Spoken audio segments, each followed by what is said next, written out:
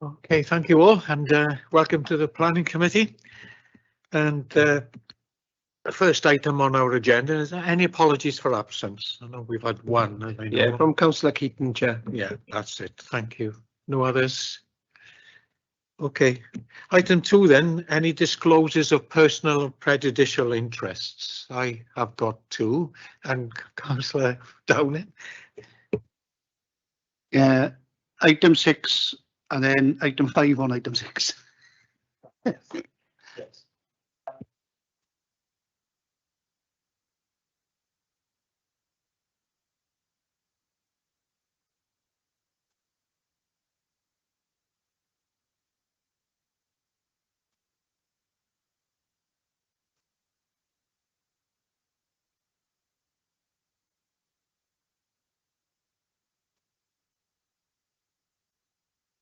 Sorry, we go to page 1,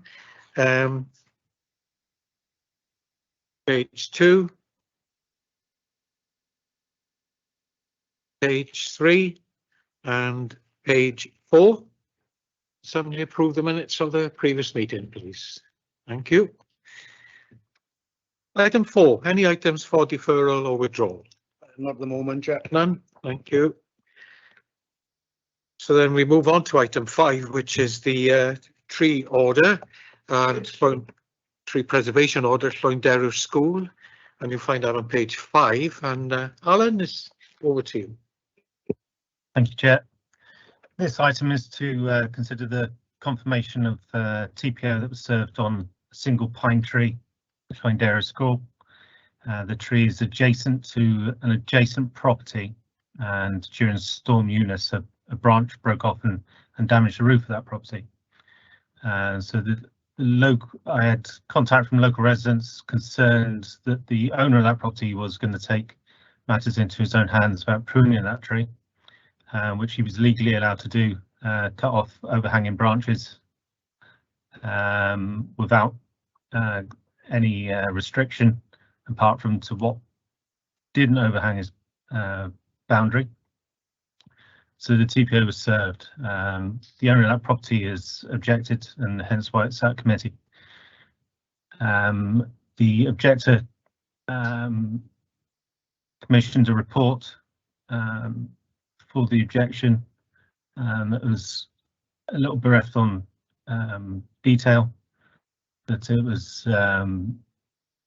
he went through a scoring system in the same way that I did and come up with a different number, so it's down to interpretation of that.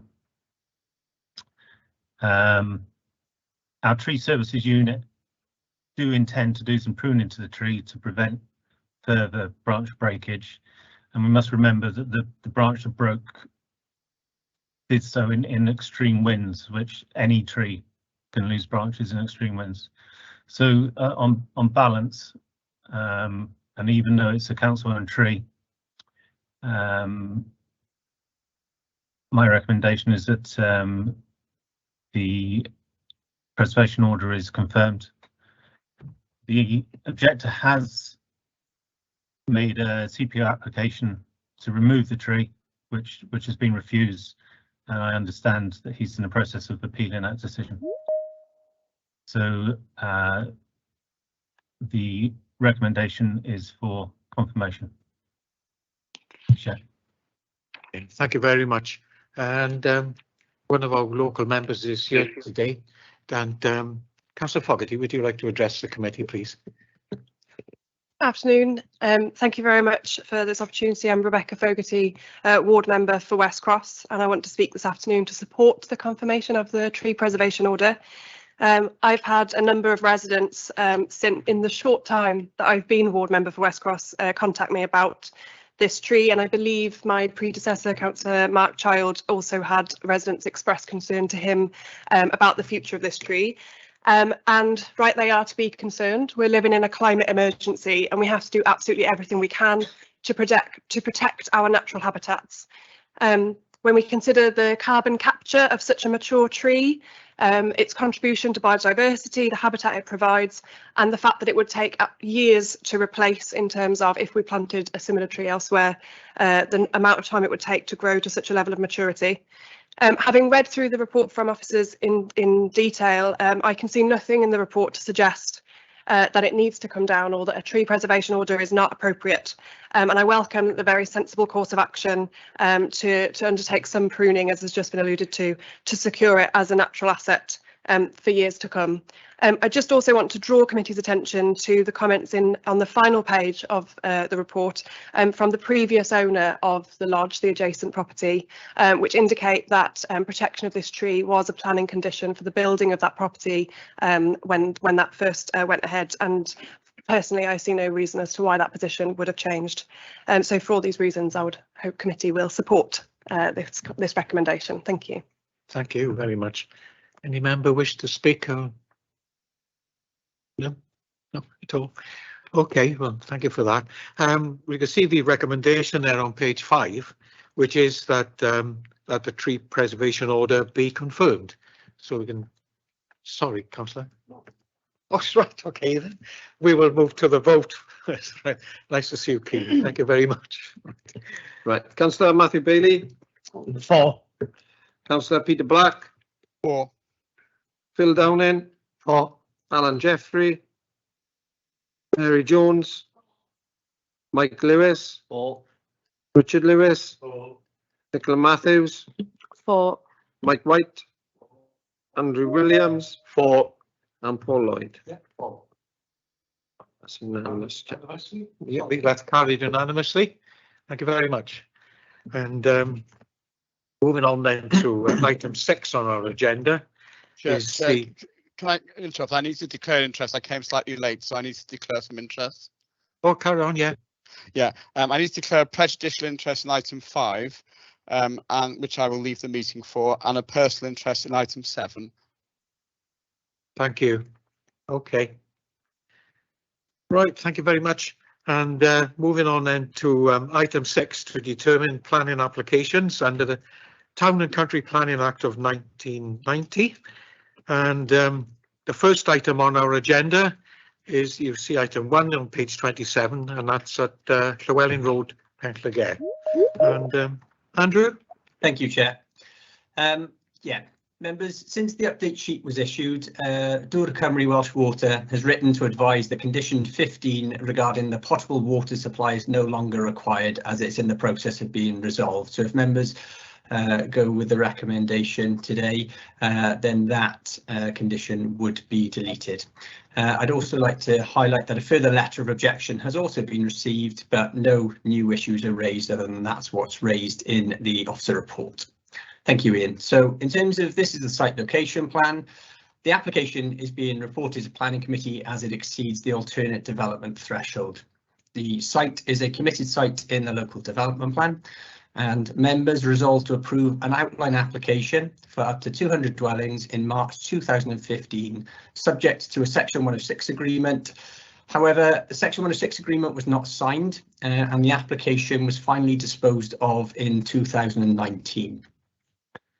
The application seeks permission for 166 new 1, 2, 3 and 4 bed dwellings and associated works. It's been amended since it was originally submitted, down from 180. The site comprises 2 pasture fields with a combined area of 6.1 hectares, separated by an existing hedgerow running through the site, and includes access off Mount Crescent, which then joins Llewellyn Road, which runs across the bottom of the site plan. If you can go to the next slide, please, Ian. This is a Google aerial image. So the site is currently 2 fields located on the northern side of Llewellyn Road in Penllygare, with the red arrow showing the existing hedge boundary running in the middle of the site. Llewellyn Road provides access to the A4240, which leads to east to the Old Inn roundabout in the right hand corner of the screen, and then on to junction 47 of the M4. The A4240 also runs west towards Gorsinan. The insert is an excerpt from the LDP with a commitment indicated in orange within the urban boundary, and the blue site adjacent is an allocated site for circa 50 units. You'll note that the area is predominantly residential in nature to the south, and the site provides the interface to the open countryside to the north. If you can go to the next slide, please, Ian. Thank you. These are site photos. The top left is a view along Mount Crescent towards the site, which would provide the site access. So currently there's a short little stub providing access to 4 dwellings on the right hand side.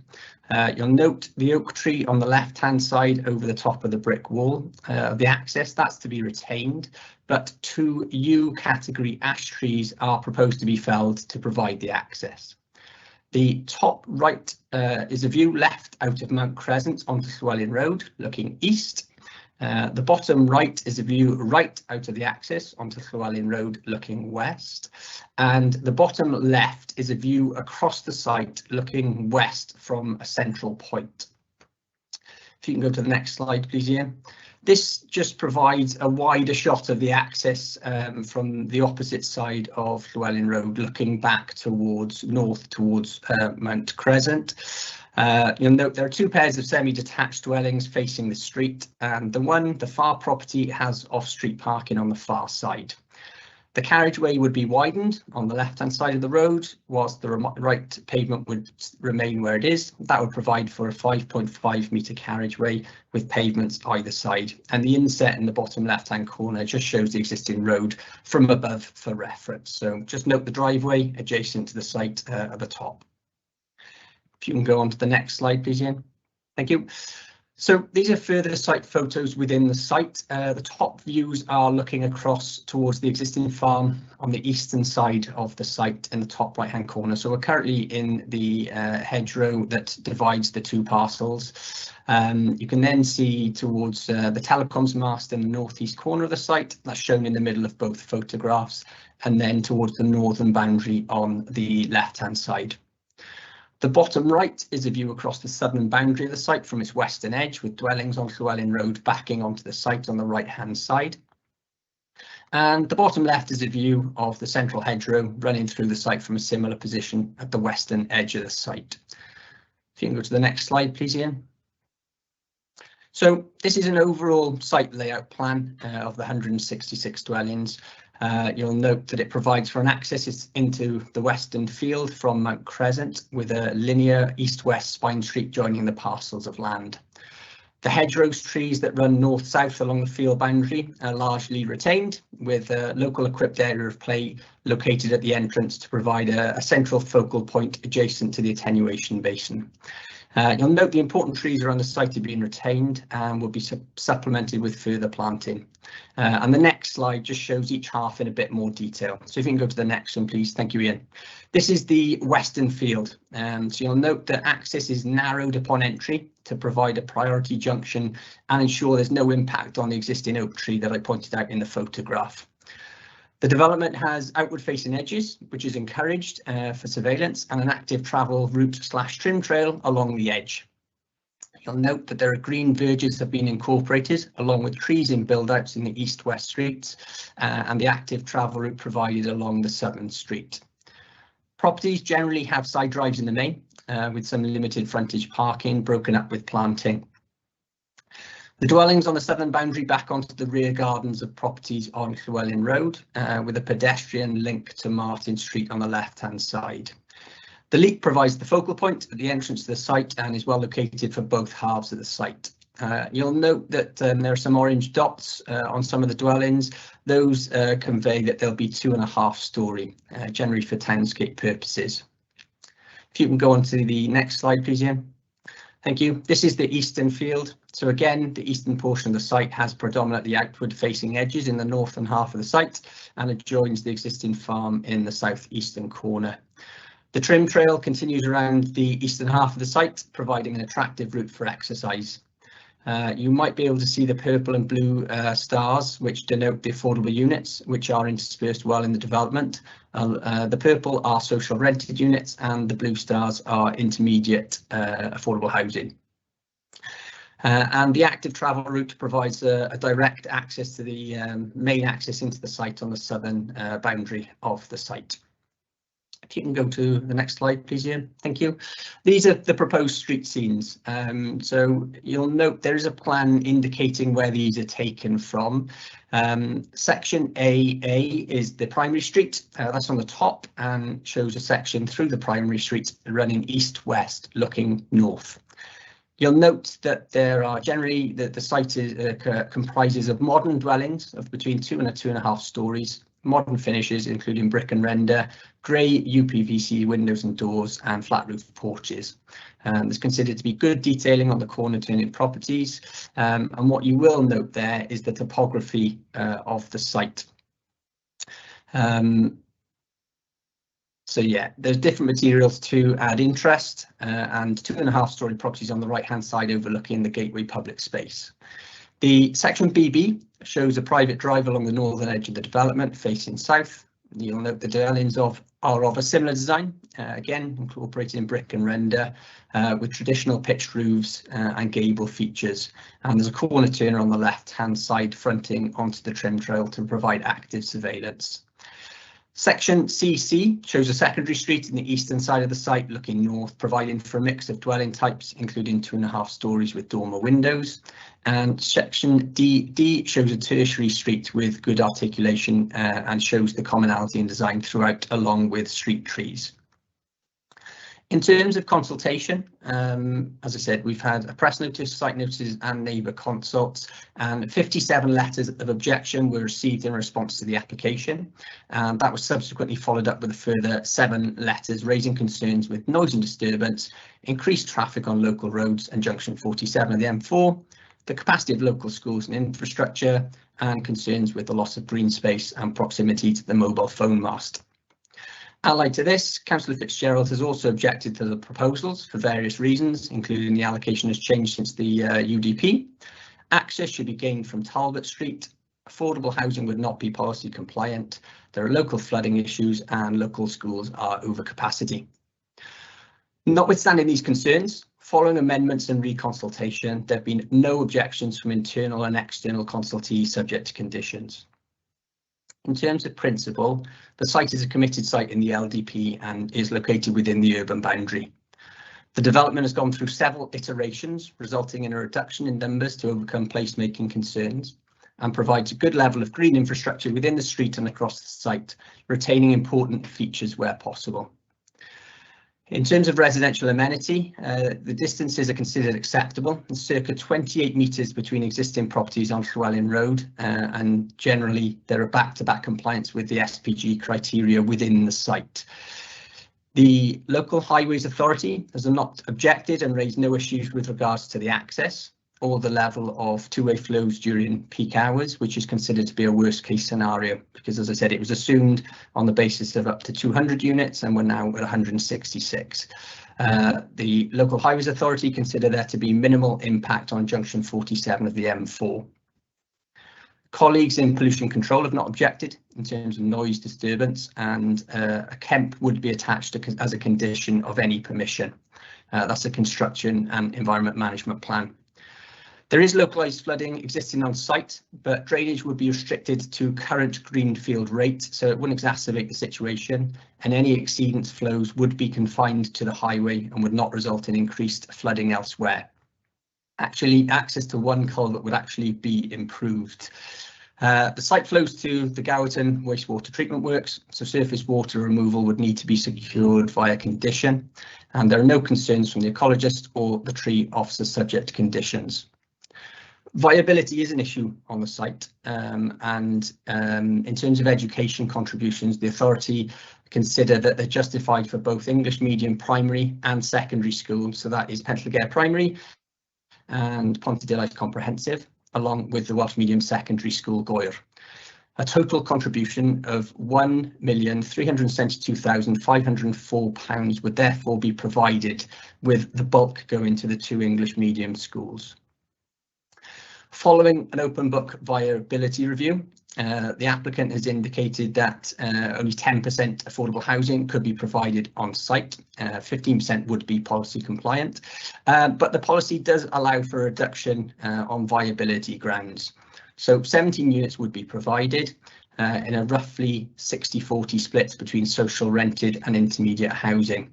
And as I said, the authorities considers the assessment and agrees with the conclusions in it, and there's no objections from the education officer or the housing officer.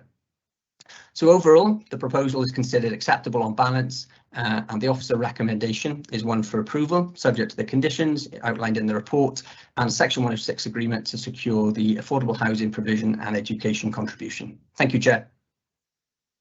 Thank you very much, Andrew. And one speaker to address us now is Francesca Evans on behalf of the developer. You've got 5 minutes to address the committee. Thank you. Good afternoon, members. My name is Francesca Evans, Senior Planner at Barrett Homes. Thank you for the opportunity to speak today. Since the submission of the planning application last year, we've worked consistently with council officers and statutory consultees to arrive at the detailed scheme presented to you today, which will bring about a number of important benefits to the local area, providing much needed open market and affordable homes within an attractive green infrastructure-led sustainable development. We consider the officer's report presents a balanced assessment of the proposals, and we welcome the officer's recommendation to approve the application. The principle of residential development is established by the inclusion of the site as a housing commitment in your adopted LDP, and a significant number of detailed technical studies have been undertaken to address the various planning policies relevant to the development. Matters such as ecology, transport, noise, contamination and drainage have been fully considered within the officer's report and are considered to be acceptable subject to conditions. All material planning matters raised by local residents and the local ward member have also been fully addressed within the officer's report. Specifically in terms of parking and concerns that on-street parking on Mount Crescent would be displaced, I can confirm that the development proposals include 4 dedicated off-road parking bays located a short distance to the north to accommodate parking for existing residents. While not specifically requested by the local planning authority, these spaces have been included in our proposals from the outset, and Barrett will seek to provide and make these spaces available to local residents as part of the initial site enabling works. In terms of highways generally, the proposal has been reviewed thoroughly by the local highway authority and is considered to be acceptable from a traffic and highway safety perspective. As such, there are no objections from the highways officer. The design and location of the access is in line with the previous residential proposal for the site, which was resolved to be approved by the LPA. Should this development be approved, then the detailed design of off-site highway works will be subject of a separate Section 278 legal process. In relation to the concerns that have been raised over drainage and potential flooding, it is noted that the site is not within a flood risk zone and the drainage officer has raised no objection to the proposals. The surface water discharge from the proposed development will be restricted to a low rate, as agreed with the drainage officer, by the incorporation of the attenuation basins and hydro break, which means that the surface water will be discharged at a controlled rate to reduce the risk of flooding from overground flows. The total flow to the network will be no greater than at present, whilst the basins will be more effective in trapping any debris. As a result of the proposed development, access to the culverts would also be improved, which could facilitate improved maintenance of the culvert system. In terms of affordable housing, it's proposed to provide an on-site contribution of 10%, which equates to 17 affordable homes. This level is considered to be appropriate and has been negotiated with officers in an open and transparent manner, with full disclosure of the viability evidence relating to the site, including high abnormal costs, which will require significant investment to resolve. This level of affordable housing still makes a valuable contribution to meet local needs within the area, providing for both social rented and intermediate units, and the housing officer is supportive of the scheme. A significant contribution towards local education is also being made, which has been factored into the development viability and impacted on the level of affordable housing that can be provided. Whilst we are aware that local residents and the local ward member have voiced various concerns about the development, such concerns need to be material planning considerations and be weighed in the overall planning balance, with the proposed development delivering a range of benefits for the wider community, including the delivery of 166 sustainably located homes of mixed size and tenure, with 17 of these being affordable homes, the provision of new informal and formal public open space, a green recreational route and trim trail around the site to provide walking and play opportunities for existing and new residents, retention of existing mature trees, hedgerows and vegetation, and additional landscaping to maintain and enhance biodiversity, and also direct and indirect jobs through the construction period. A construction and environmental management plan will also be required by condition and will detail measures to protect local residents during the construction stage, with the objective being to minimise stress and disruption for residents. Barrett Homes is committed to delivering high quality, well-designed residential places based on established design principles, ensuring that developments are attractive, work well for people and protect and enhance the local environment. This is demonstrated by our HBF 5-star customer rating, the only major house builder to have been awarded this accreditation every year since 2010. So the proposed development before you today is subject to no technical objections, and it is respectfully requested that the application is approved in accordance with the officer's recommendation. Thank you. Thank you very much. And then the Councillor Wendy Fitzgerald is the local member. Would you like to address the committee, please? Thank you, Chair. Well, I was going to ask for a site visit in the view of the fact that certain members of the committee won't be aware of the constrained access, but I suspect that that won't be granted, so it's probably not worth the effort. Briefly then, because Chair, how many minutes do I have? Is it just 3? Being as you're speaking on, there are no other objectors speaking, we can allow you 5. Oh, thank you. Right, because I made a very brief summary. Well, the first thing I want to say, I'm not objecting to this application. It is already an outline application that has received approval, and obviously it was inevitably going to happen. What I am primarily concerned about is the access to the site. Now, it doesn't come over clearly on the photos. It looks wide. It is not. It is very constrained, and there are 4 properties elevated, and because of their age, only one has a very, very limited parking arrangement, which actually he is unable to use. So we have 4 properties with no off-road parking elevated. Now, could the officers confirm, and I believe the person from Barrett has done this already, on site there is only going to be 1 parking place per property. So, you know, people living on Mount Crescent, like most people, have 2 cars. How they're going to manage is now going to be a major issue for them. One of them is disabled. They're only going to be offered 1 place on the site, as far as I can understand. And is it reasonable, is it fair to say that those who are going to be living on the new site will have 2 to 3 off-road parkings? So you know, you have to question how equal and fair this is. And could the officer comment too on the fact that there are going to be TROs along the access road? Presumably these will be double yellow lines, which will mean there can be no parking at any time. Can he confirm that? Now, no mention was made of the multi-use games area, because a site of this size should have a multi-use games area. And in the report, it said that the lack of a mugger could not render this site unacceptable. Or why? Now that the site has been assessed at £108,000, and because it's not going on site, and obviously I'm asking why, given that the house numbers have been reduced, why is it not actually going on site? Why is this £108,000 going into the education budget, and it presumably shared across 3 schools? Surely this is Pentlegare money, so why isn't it going into Parks Department and being held for future use in Pentlegare? 634,000 to Pentlegare Primary School, but Pentlegare Primary School is going to be closed. One has to question whether that is an acceptable use of taxpayers' money. Affordable housing, we've had quite a bit about this. The figure for Northwest Swansea is 15%. This is 10%. Is this going to be the norm? I have concerns about that. You say that failure to adhere to the 15% figure for affordable housing is a sufficient reason to refuse the development, and you say the same for the MAGA, but having 2 reasons, you still support it. Mention then of drainage. There is a culvert into which all the surface water is going to go. Is that the case? I understand it is. And can you confirm that there have been long-standing concerns about the culvert and some of the flooding incidents that have occurred? And I think in the report you state,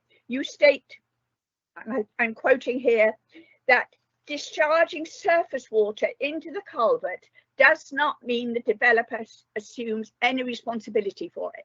So you are saying that 166 houses can discharge all surface water into the culvert, but Barrett Homes has no responsibility. That lies elsewhere.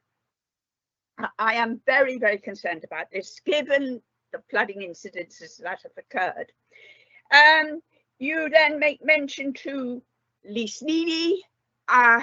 Okay, you say it is noise from disturbance from Lisnini is not going to be a problem. Well, I think we will have to wait and see on that. Lisnini has already said that they may have to reconsider their situation, as they have had to do elsewhere in South Wales when a housing development encroached into where they were sited. And then finally, the mast, you again, I think I'm right in saying, I haven't got the agenda in front of me. I think you're saying that because ICNIP, it meets all the standards for ICNIP, then that is okay. But I would remind you that this is a discredited organisation. The evidence is building up that what they are saying can no longer be trusted. But putting children in proximity to a mosque is, I feel, unacceptable these days. So, Chair, these are my concerns. I hope the officer can give me some assurance. And as I say, I'm especially concerned for the residents on Mount Crescent who I feel are not receiving. Councillor, you've had 8 minutes now. Thank you very much. There we are. Thank you very much. I've done very well then. Yep, that's right. Any member wish to speak first? Councillor Downing? Yeah, and then we can come back to officers. Yeah. Yeah, if I go on condition 17, and I apologise if this is in the writing somewhere, but there is a lot of words in this report, and that's to do with the internal roads. As the developer indicated that these will be put up for adoption. It may be in another section, but the reason I'm asking is that if they decide on the outset to have a management in position that they will manage everything, then we wouldn't be checking the roads for adoption to our standards. Also, the active travel, the developer proposes a 3 metre wide active travel route, which most of them do, and it says the majority of the site. So our officer is happy that this 3 metre route is continuous and doesn't stop in one section of the site and start somewhere else. The local member has mentioned Llisnini. In the report, it says that it's 350 metres away. Can officers confirm that that's 350 metres away from the nearest dwelling? Because what we don't want is, when this is finished, a petition from this site against the noise from Llisnini that's been there for, well, as long as I can remember. I'd like to ask the officer's opinion. Does this development have an unacceptable effect on journey times for the people in Pentigere? And this other one I should have asked last time or the time before, but it has been nagging me a bit. Condition 1, the development hereby permitted shall begin not later than 5 years. So in 5 years' time, and it looks as if this hasn't been started or any site, is it up to the developer to prove that they've started, or is it up to the planning department to prove it hasn't started? So I'll leave you with those if anything else crops up. Thank you very much. Councillor White? Yes, thank you, Chair. I would like to bring attention, perhaps, for information in regards to the development viability model. Obviously, it's been submitted information with the application based on the open book approach. It's in regards then to the actual issue that because of perhaps additional costs could arise regarding to the ground conditions or whatever. Would this then perhaps affect the amount of affordable homes that could be put on the site?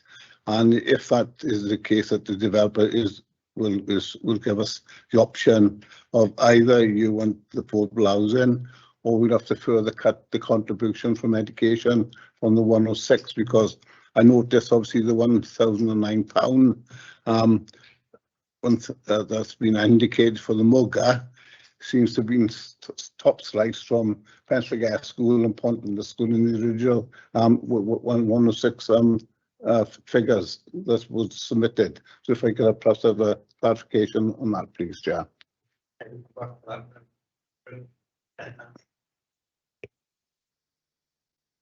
Yeah, I just remembered I put it down on my interest, but I'm a governor in Pontypridd Comprehensive School, and as it's been mentioned. I got no other hands. Oh, Councillor Jones, yeah. It's more a comment than a question. I know we've been down this road before. It's about the education and the contribution. I can understand the places at 2021, but I can never understand how they managed to get to the places, say in this case it's 2027, because we're not just talking about new houses here. People move into other houses in other parts of Penllygare in this instance. So I don't know how they can, well, we know because we asked the question before. So, you know, the contribution we need, the primary school is the one that needs the money. But as the local member said, if Park Mawr takes off, there's going to be a new school. So how do we square that off, that we're asking for quite a substantial amount of money for present Penllygare, and by the looks of it, it's going to be a demountable. And then, as you said, we're moving to a new school, and I'm not sure the time frame for that. I'm sure somebody will tell me. Thank you. Indeed, thank you. Got no other hands up? No? Andrew, there was quite a few points there from local member and committee. Yeah, thank you, Chair. I'll try and run through them in the order they were raised, and then I'll pass over to Matt in Highways to pick up any residual highways issues he wants to address.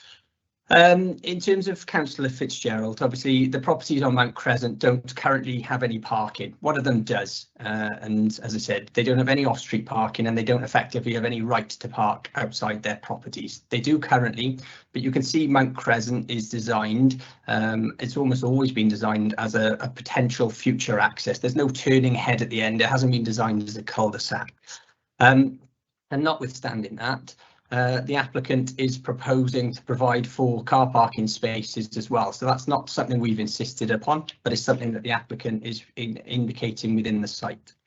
The site access road would be 5.5 metres wide, and that's the actual carriageway, with a 3 metre wide active travel route on one side and a 1.8 metre wide pavement on the other.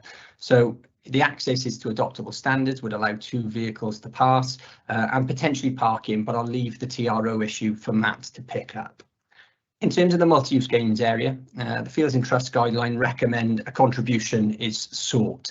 Now, whilst the applicant could provide a contribution, there would be issues in providing this in the locality. That's outlined in the report because Gorse Common is common land. So officers consider that it is preferable to put that into education in terms of viability, because that's where the greater need is required.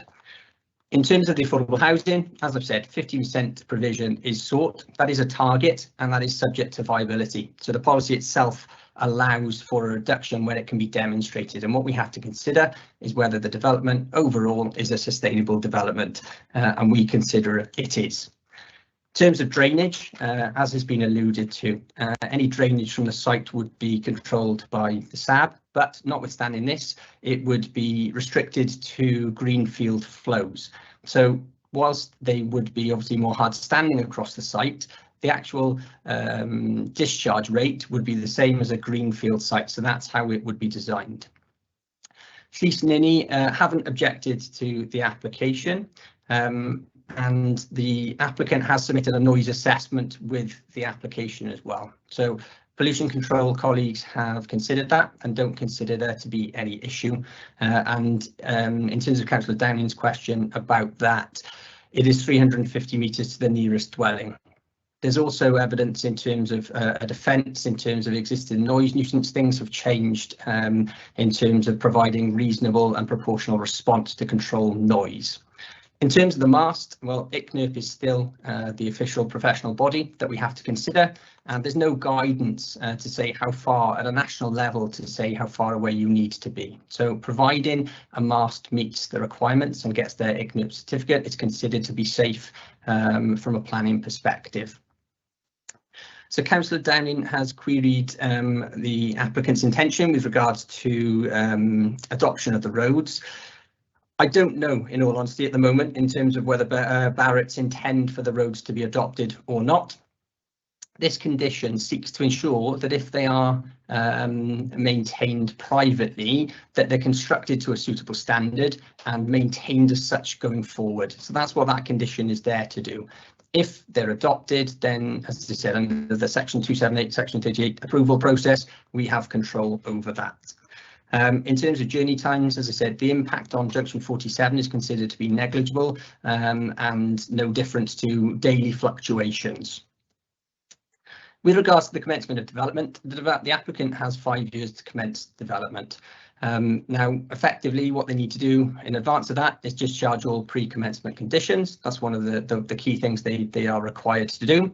And much then comes down to whether they've undertaken a material operation. So that is set out in the Act what it is. There's various case law on it, but it's for them effectively to demonstrate that they have commenced the development.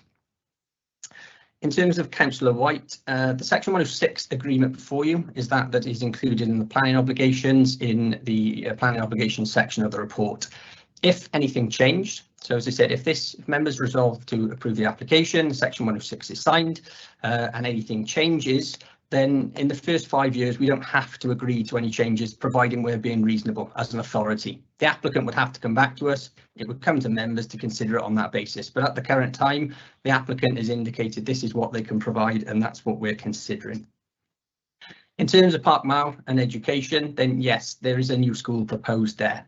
However, in terms of there's a current need in Penllygare Primary at the moment, which is why, as I said, a contribution is being sought.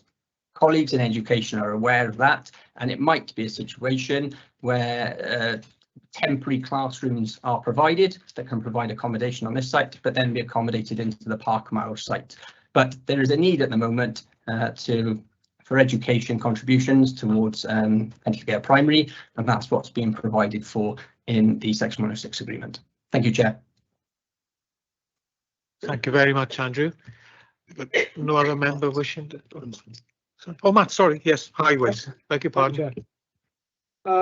Yeah, just to follow on from what Andrew said there, Councillor Fitzgerald raised the access. It's proposed as a 5.5 metre carriageway, which is a fairly standard estate road. It allows for two-way traffic. It allows for some curbside parking. TROs, the only TROs that I can foresee is possibly a bit of junction protection at the junction of Mount Crescent and Llewellyn Road. I can't see why there'd be the necessity to put any blanket TROs on Mount Crescent. Obviously, the detailed design hasn't taken place yet, and things like stage 2 road safety audits, but I can't see why we'd want to insist upon that. I think a little bit of protection on the junction should be sufficient for that, just to protect the visibility space. Councillor Downing raised adoption. The roads have been designed to an adoptable standard. Now, adopting highway is a two-way street. The applicant needs to opt for adoption, and the council then needs to accept that. It is current council policy that we will adopt where we can. So should the applicant offer the roads for adoption, then I can't see any reason why we can't go ahead and do that. The active travel route does serve the site as a perimeter active travel route, and it's very permeable for pedestrians and cyclists. So I've got no issue in that regard. And the last thing that Councillor Downing raised was journey times. This is an interesting one because obviously during the pandemic, journey times fell off a cliff. they were down 60% on what we looked at during the LDP modelling. Now, traffic in overall terms is now back to a pre-pandemic level across 24 hours, although the peak hours, which are the hours at which we're measuring journey times, are still suppressed. So, I mean, the current journey times are still significantly below our baseline. At some point, we're going to have to accept that we have now entered the new normal, and this is where we are.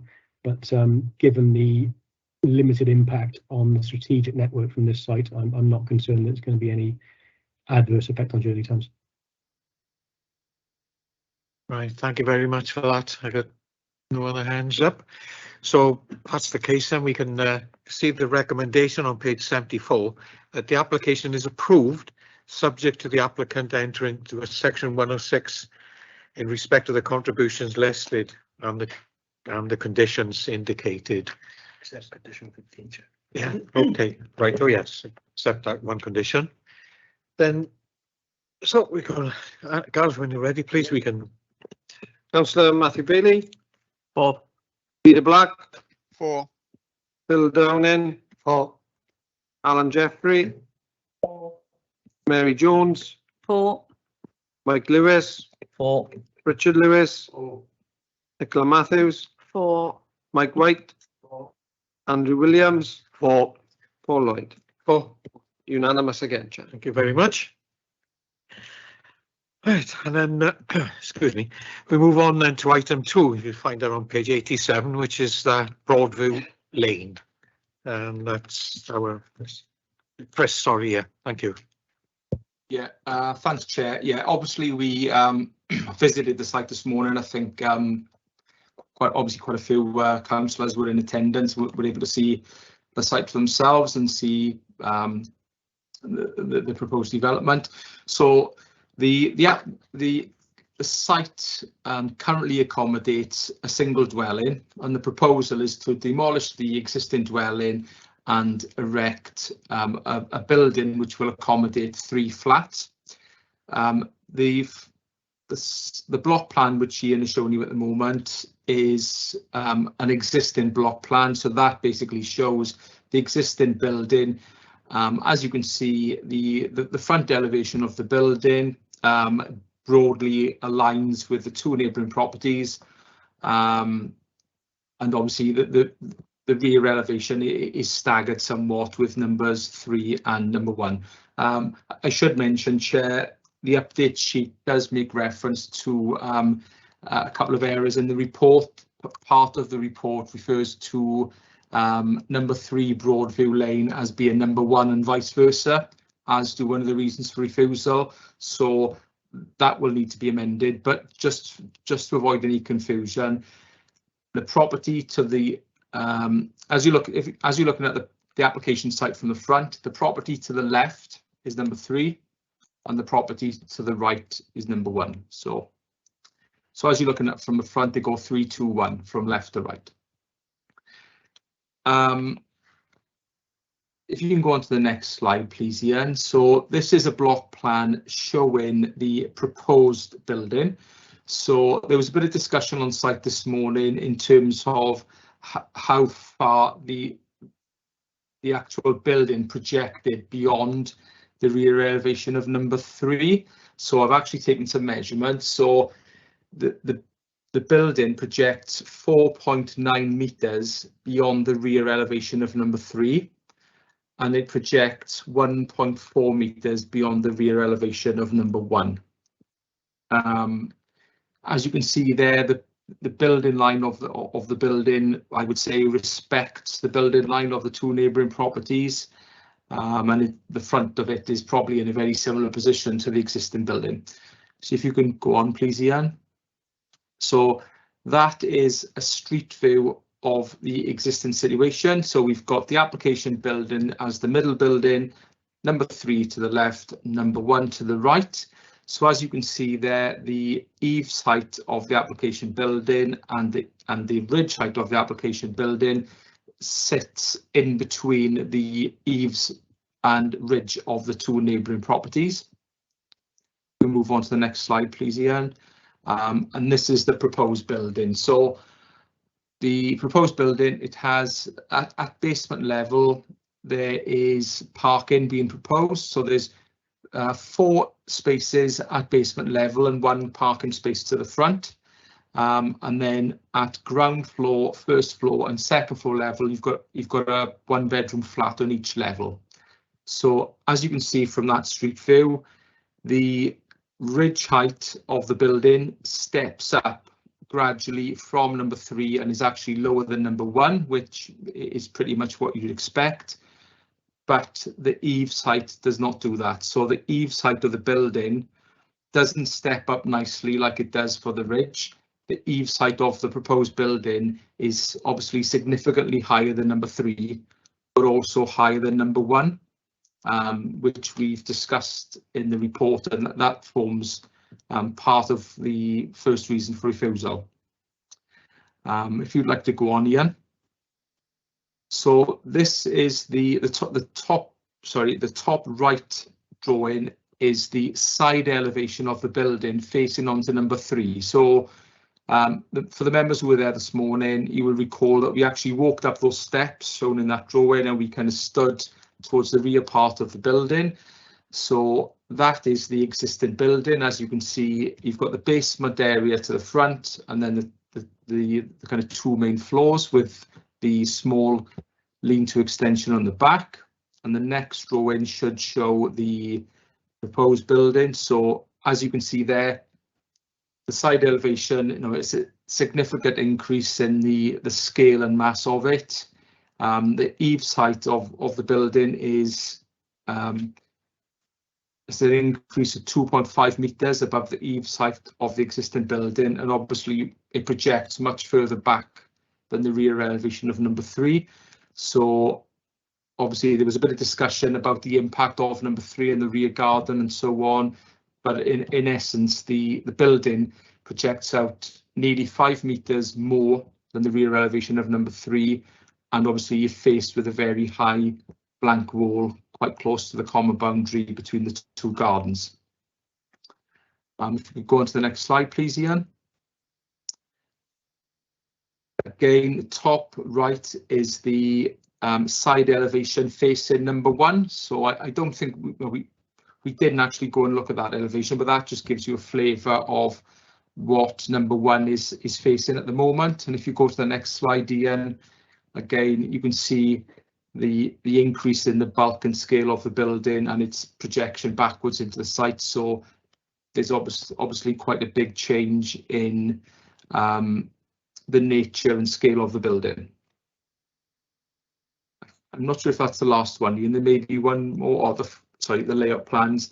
So the bottom drawing shows the parking arrangements for the dwelling. So as I mentioned earlier, there are 4 parking spaces within the building, and there's actually 1 space in the top. It's the green area, the top. Sorry, can we go? Yeah, of the 2 green areas is that one there that Ian's hovering over. Yeah, so that's one parking space, and there's 4 inside.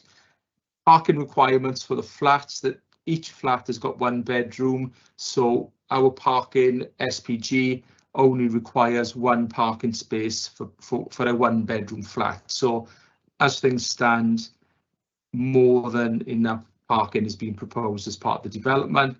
Subsequently, we've got no highways objections to the proposal. I think the other drawings, Ian, just show the flats. As you can see, the layout of each flat is pretty much identical. So as you can see, 1 bedroom at the back, and obviously the main living quarters to the front. Obviously, we've been up to consultation on the application. There's been quite a high level of objection. We've had 92 letters of objection and also a petition signed by 54 signatures. We are recommending refusal of the application, Chairman, on 2 grounds.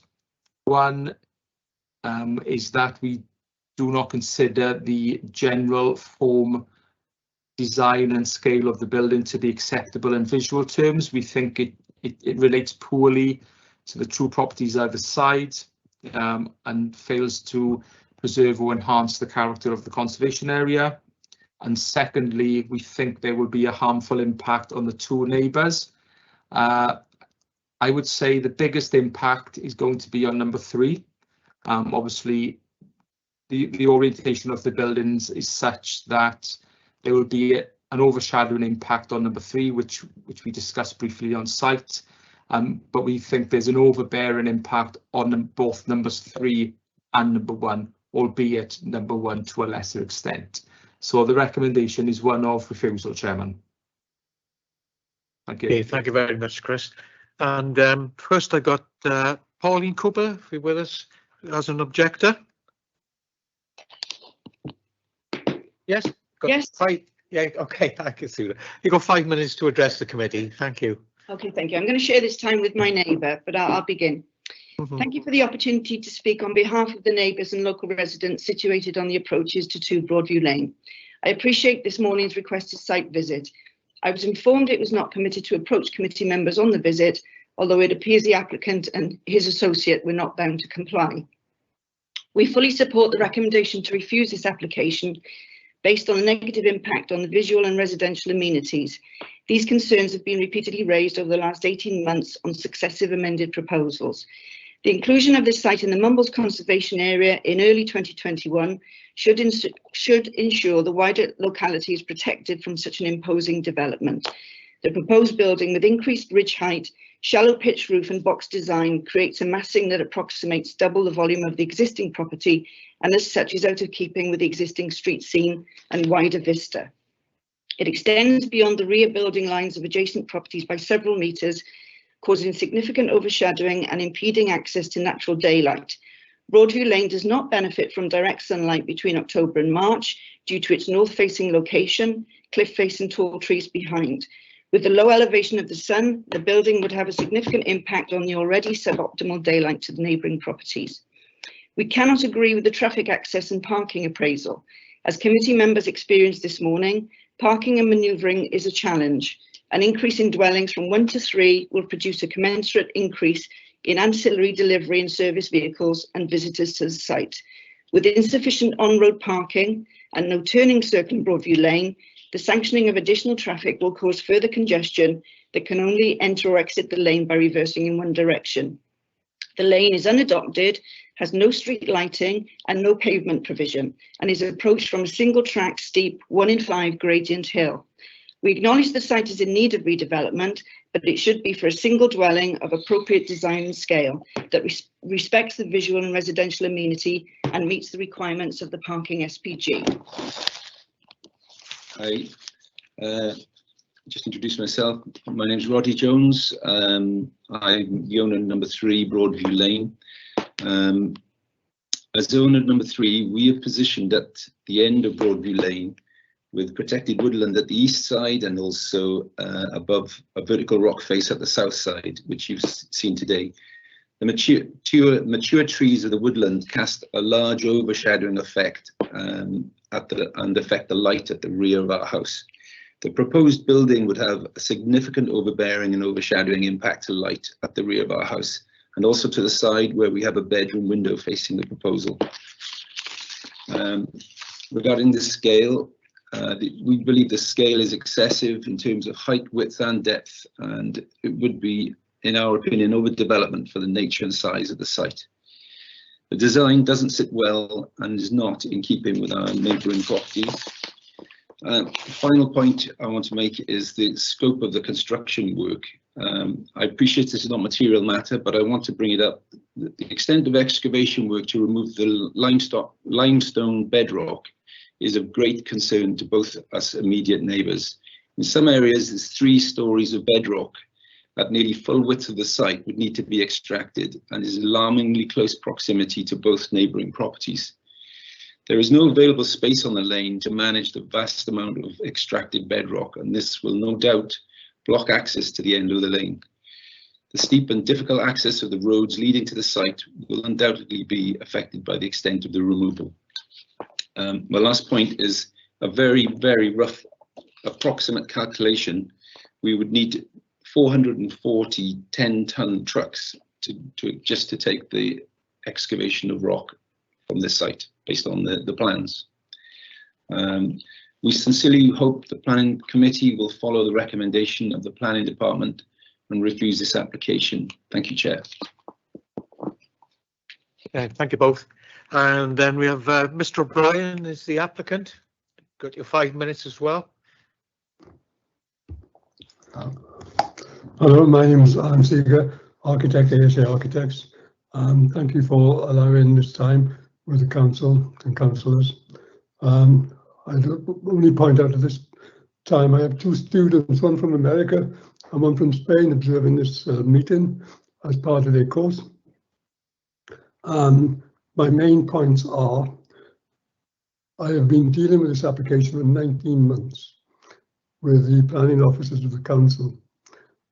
We reached a point where we agreed on all the issues regarding height of the building, car parking, the level of accommodation, bike and bin door storage, movement and traffic, glazing, landscaping, etc. We felt that we were at a point that the application was going to be approved.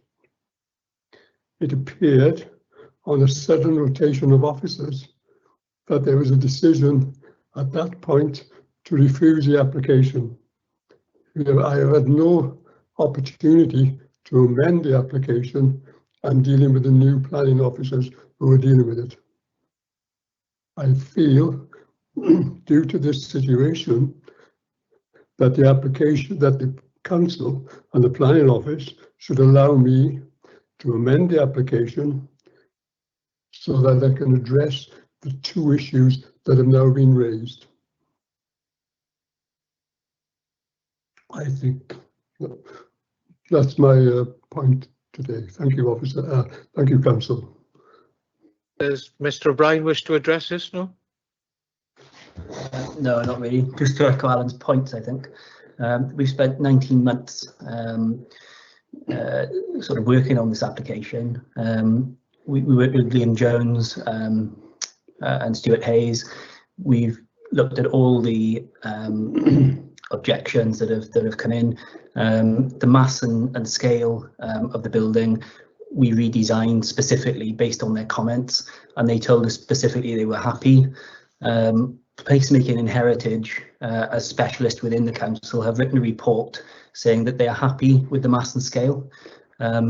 We were then told that this application was earmarked for an approval, and without any warning, about 3 or 4 weeks ago, once Liam Jones has left his post and Chris Healy has taken over, that it is now not acceptable. And effectively, it's 19 months of work that is, that is in the balance. And that's it, really. Thank you very much. Yeah, thank you both. Well, I know I got then 2 of the ward members I wish to address the committee. I'll begin with Councillor Will Thomas. You got your 3 minutes. Thank you. Thank you, Chair, and thanks very much to the committee for accepting the site visit this morning. Myself and former councillor Miles Langstone have received multiple objections to this application. I've been asked to put forward several objections, the first few of which I understand are not material material reasons for a decision, but I would like to voice them anyway and hopefully get relevant officers' comments. First is the character. A number of my constituents are worried about many properties in Mumbles going down the same route and turning into flats, and changing the character of the village. The second is Airbnb. If these properties, for example, were to be used for holiday letting, the amount of pressure and extra pressure that would put on the highway and nearby properties with a constant turnover of holidaymakers. Third is, and I'm equally surprised actually with the highways decision to support the application. Those who are at the site today could see it's very narrow, it's very steep, very hard to access. There is no turning circle, so that would be good to shed some light on that as well. Some of the other objections I've been asked to voice by the neighbours. I would appreciate the committee to discuss. The first being the street scene and ridge height. And the second, which I do appreciate, if I was one of the neighbours, I would also be worried about the massing at the rear and the loss of light. So that's all my comments, Chair. Thank you. Okay. Thank you very much. Is Councillor O'Brien with us? Francesca O'Brien? No? Okay, thank you. Right, I got Councillor Black, you got your hand up there. Yeah, thank you, Chair. I was on the site visit, so I had an opportunity to look at the application in context. I think there's a number of issues I was concerned about. First of all, this issue about the street scene, the actual road itself and the way the houses, there's nothing uniform about it. All the houses are different, distinctive and individual, and it does seem to me that basically we're arguing about ridge heights. It does seem to me that yes, the ridge heights don't fit into a certain uniform pattern or how we'd like to see them, but it doesn't seem to me I don't see how that is going to detract from the street scene, which is a very distinctive individual street scene as you go along the street.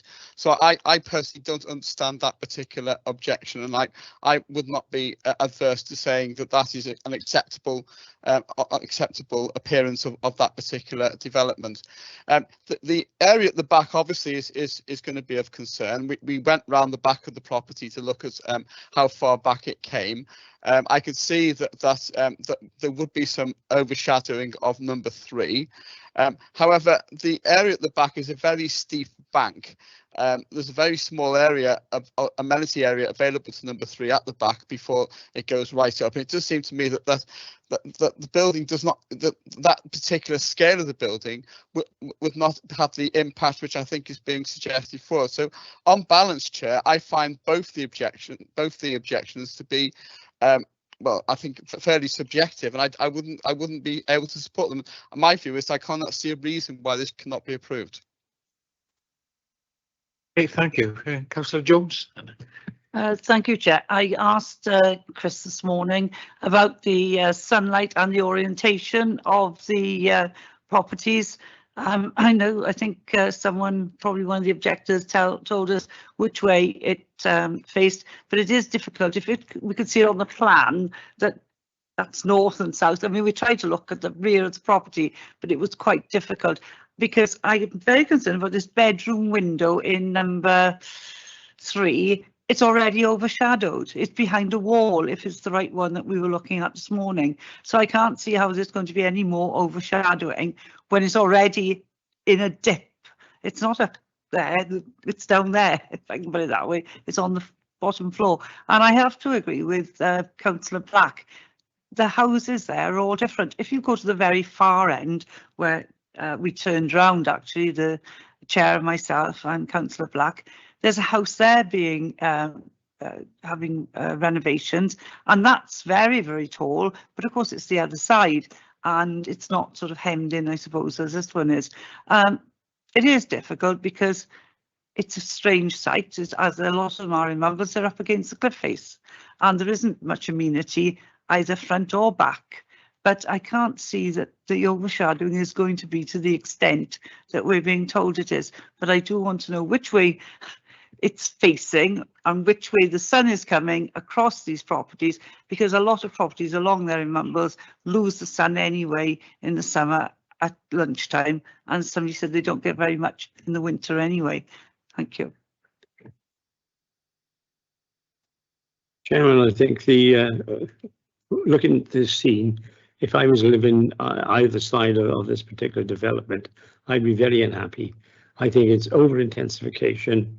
It's much too big as far as I'm concerned, and I certainly couldn't support approval on this at any time. I think one has to look at it, the effect on the people alongside. And to me, if I would have that property alongside me, I'd vote for it. But if I was not happy with it, it's like having a pub next door. I feel that if I buy a house next to a pub, I know they're going to get drunk on a Friday night. Right, but I think, as far as I'm concerned, on this one, I would hate to have that development alongside me. And if I don't like it alongside me, why should I inflict it on somebody else? Chair, got any other member wish to speak? No. Yes, there were a number of issues there. Then that if you could.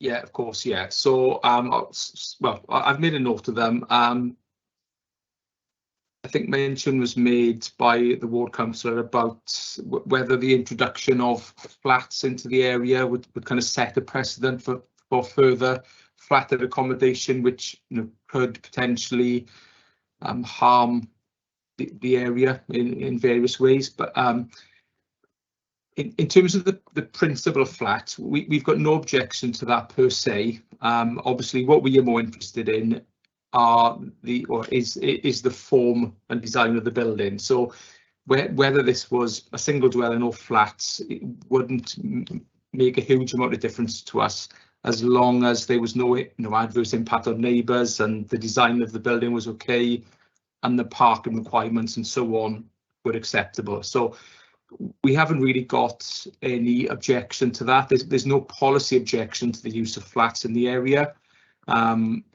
And whether it would set a precedent in the future, I don't know, but obviously we've got to take each case on its merits. In terms of Airbnb, this was mentioned during the site visit earlier, and I think what we did mention was that this was in the press as recent as yesterday. Obviously, Welsh Government are looking to introduce legislation that controls the use of what I would call a conventional dwelling as an Airbnb property. So I'm not sure how long that change will take to come into effect, but as things stand, they've been presented to us as just 3 flats. We don't know how they are to be occupied, but obviously if the development did get permission and was built before the new legislation come into effect, then they could in theory be used as tourist accommodation. Obviously, if the development was built after the change in legislation, then they would only have permission to be used as flats, and any change to tourist accommodation after the legislation was passed by Welsh Government would mean that planning permission would be required for any change at that point. I'm saying when it comes into play, for all I know, the legislation perhaps will not be passed, but that's where we are at the moment with the Welsh Government, I think. So in terms of the street scene, I think anyone who's at the site visit this morning, we accept the street scene is mixed. There's no uniform pattern to it, as perhaps you would expect in a conservation area. So we fully accept that, but we don't think that the form and scale of the building sits well within the 2 plots. If you can go back to the street scene drawings, Ian. So again, as I mentioned earlier, you'd expect the ridge height to sit in between the 2 buildings, which it does, but you would also expect the same to be said of the eave site. So in essence, what we are doing here is introducing a 4-storey building into a street which has only got 3 or 4-storey buildings currently. So it does look, in my view, discordant. It is a lot bulkier than the other buildings. It's got a flat roof section from the side on the rear elevation, and obviously it's got very shallow pitched roofs. All these issues are mentioned in the report, but we do fully accept that issues of design, they are subjective. My opinion may differ greatly from yours as councillors, but in terms of the view of the planning department, we think that in design terms, the scale and appearance of the building isn't acceptable. Obviously, councillors may reach a different view on that, which is your prerogative, but obviously, given the site context and what we have before us, we don't think it should be supported. In terms of the impact on neighbours, if you can go to that block plan here in slide 3, I think it is. So the front elevation of the building faces north. So the impact from the overshadowing impact on number 3 will occur when the sun is in the west. So when the sun is in the west, where Ian's cursor is, that area, So if you can come round, so when the sun's there, you can go back, Ian, to perhaps but there, if you can stop it there. So when the sun's there, obviously you will have overshadowing of the rear windows of number 3, the rear garden of number 3. I think the gentleman living in number 3 came out briefly and actually did explain to committee members that they do enjoy sunlight in the afternoon, and obviously he's got concerns that his back garden and rear windows will be overshadowed in the afternoon, which is something I suspect will be the case. Mention was also made to the window and the side elevation of number 3. Again, we accept that there is already an impact on number 3 by the existing building. I think the report does acknowledge that it is already impacted upon. However, given the greater depth of the new building combined with its greater height, we think that the impact on that side window will be greater than it is at the moment. So, which is why we've got concerns. I can see Councillor Black shaking his head. I think, you know, I think any development is going to have impact.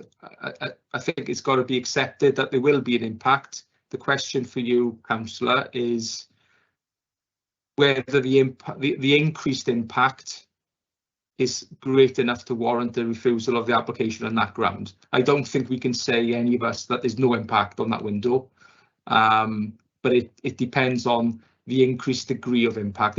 If you take the view the impact or the increased impact is only a marginal one, then that's absolutely fine. But obviously, I think it would be remiss of us to say there is no increased impact at all. Chris, I got Matt, you got your hand up there. Thank you, Chair. Just quickly, the ward councillor mentioned highways, and it's just to confirm that really the crux of this application from a highway point perspective was that the existing dwelling is a 3-bedroom house, which would have a requirement for 3 parking spaces and currently doesn't have any. And the proposals are for 3 one-bedroom flats, which would create a requirement for 3 parking spaces, and they're providing more than that. So arguably, that's a betterment. I mean, is the road ideal? No. But could the Highway Authority object to the application? As it stands, no, we couldn't.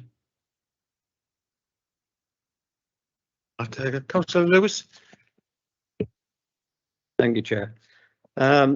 Yes, I attended the site visit this morning, and really I just want one question. Reference to this street scene, I'd like some guidance on ridge height versus eaves height, because when we were looking at the 3 properties from the street, and I think it was indicated on your illustration that you put up earlier on, the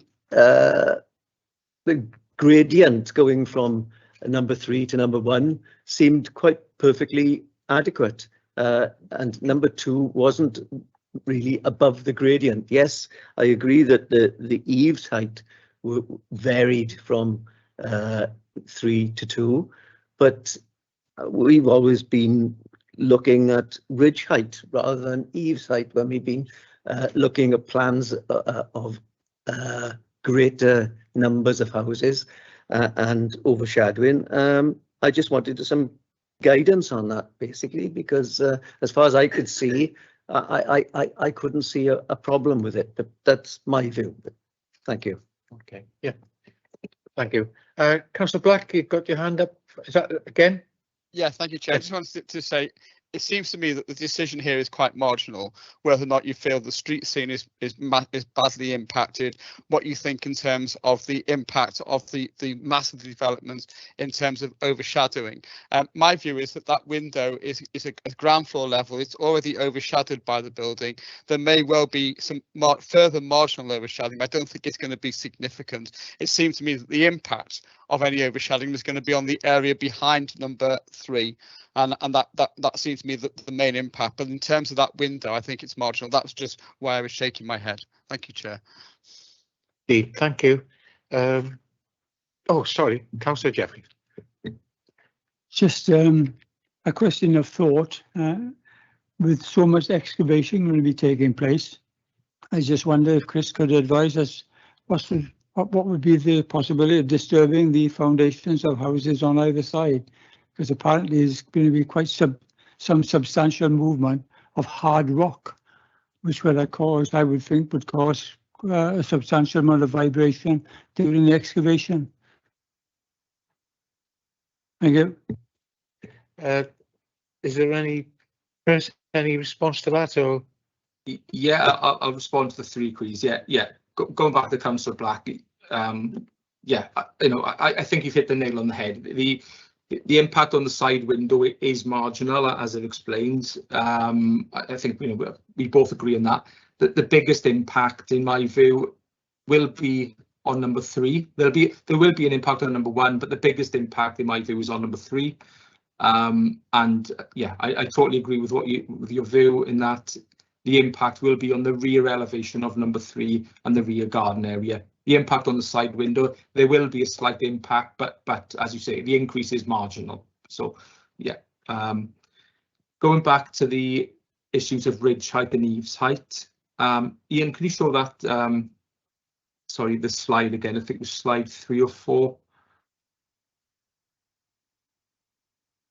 Sorry, it was number 5 actually. So yeah, I think Councillor Lewis raised this point. So normally, on a site like this, what you would expect there to be a gradual rise in building height. So in this case, you can see number 1 has got, it's obviously three-story structure. Sorry, number 3, it's a 3-story structure with a pitch roof.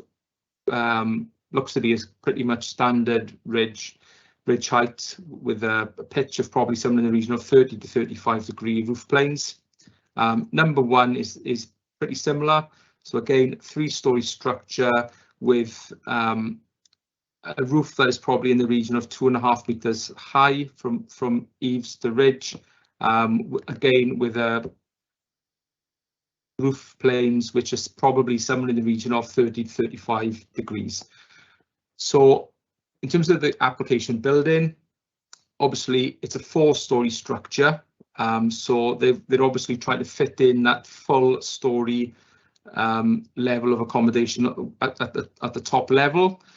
So the result of that is, although the ridge height sits quite nicely in between number 3 and number 1, the eaves height doesn't do that. So the eaves of the new building should ideally sit between the eaves of number 3 and number 1, and they don't. And the reason for that is obviously they're trying to get that top level of accommodation in, which is basically the top flat.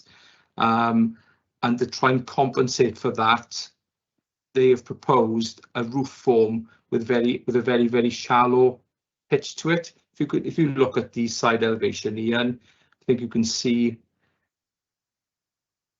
you've got, it's basically what we would, so the main side projection is a flat roof with what we would call a dummy roof on the front. So you've got a dummy roof is basically a roof trying to screen a large flat roof element behind, which is what this does. So the roof form of the building isn't reflective of the other roof forms in the street. Again, this is mentioned in the report.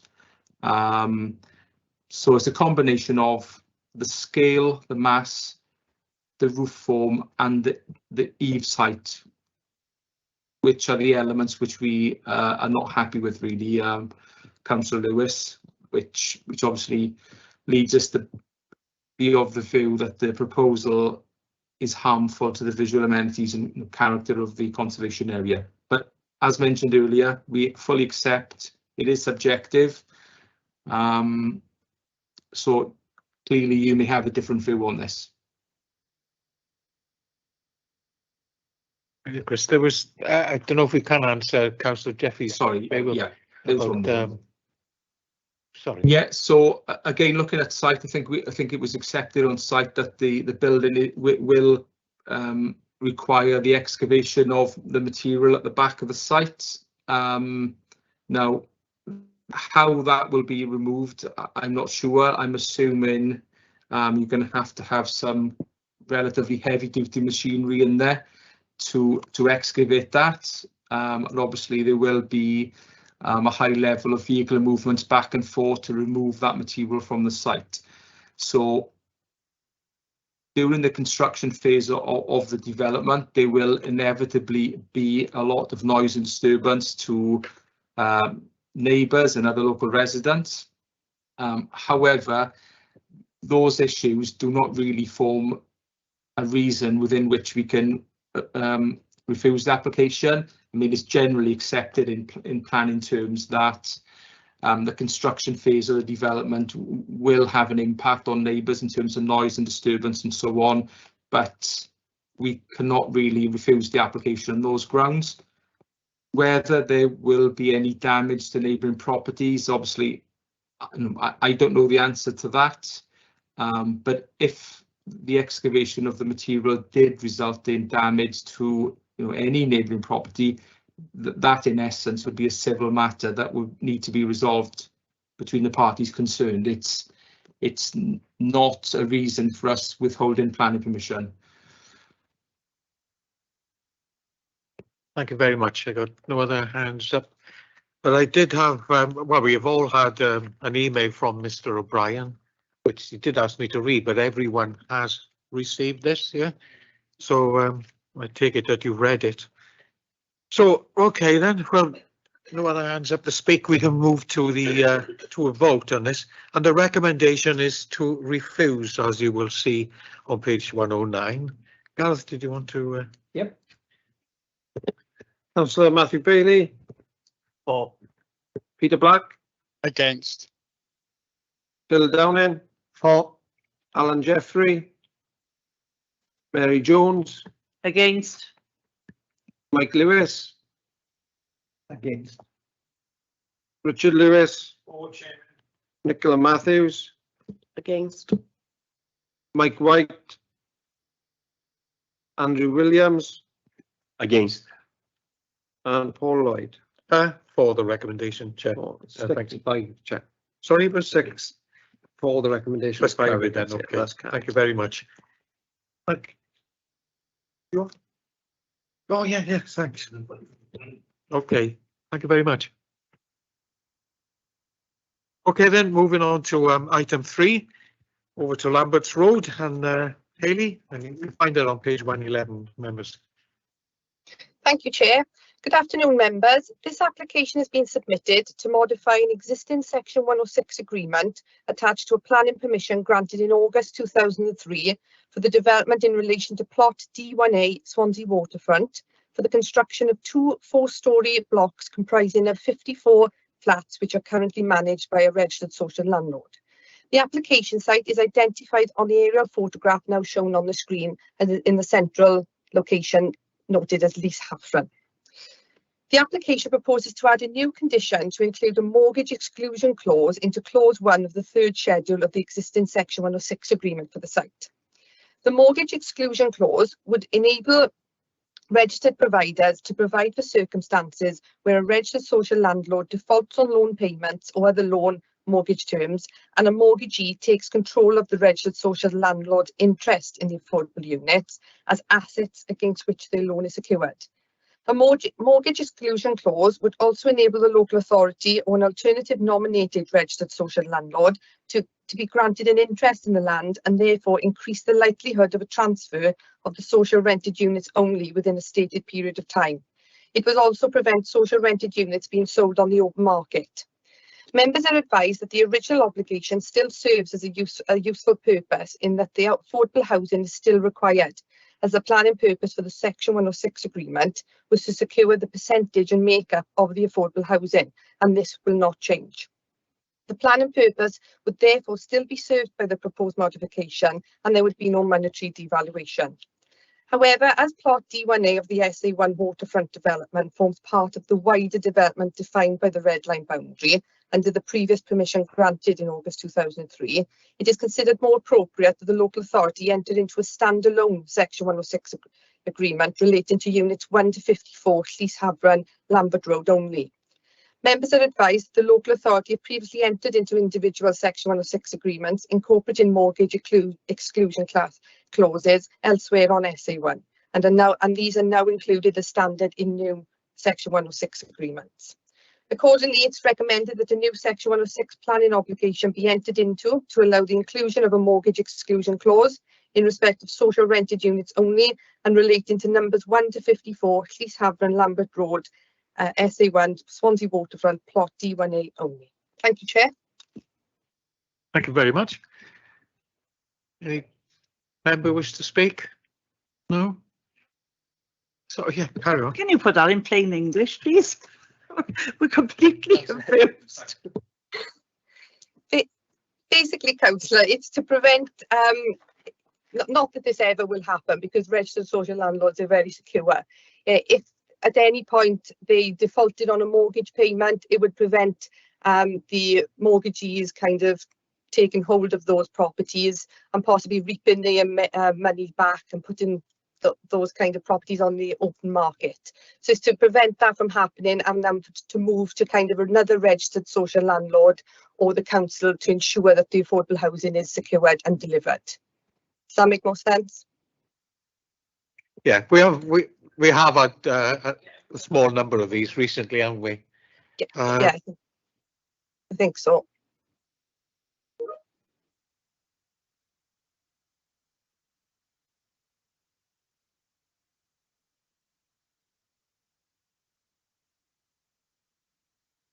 Sorry, I can't hear any discussion.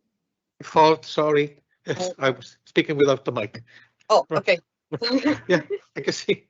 I got no member wishes to speak. Oh, sorry, I got Jonathan. Sorry, I didn't see you there.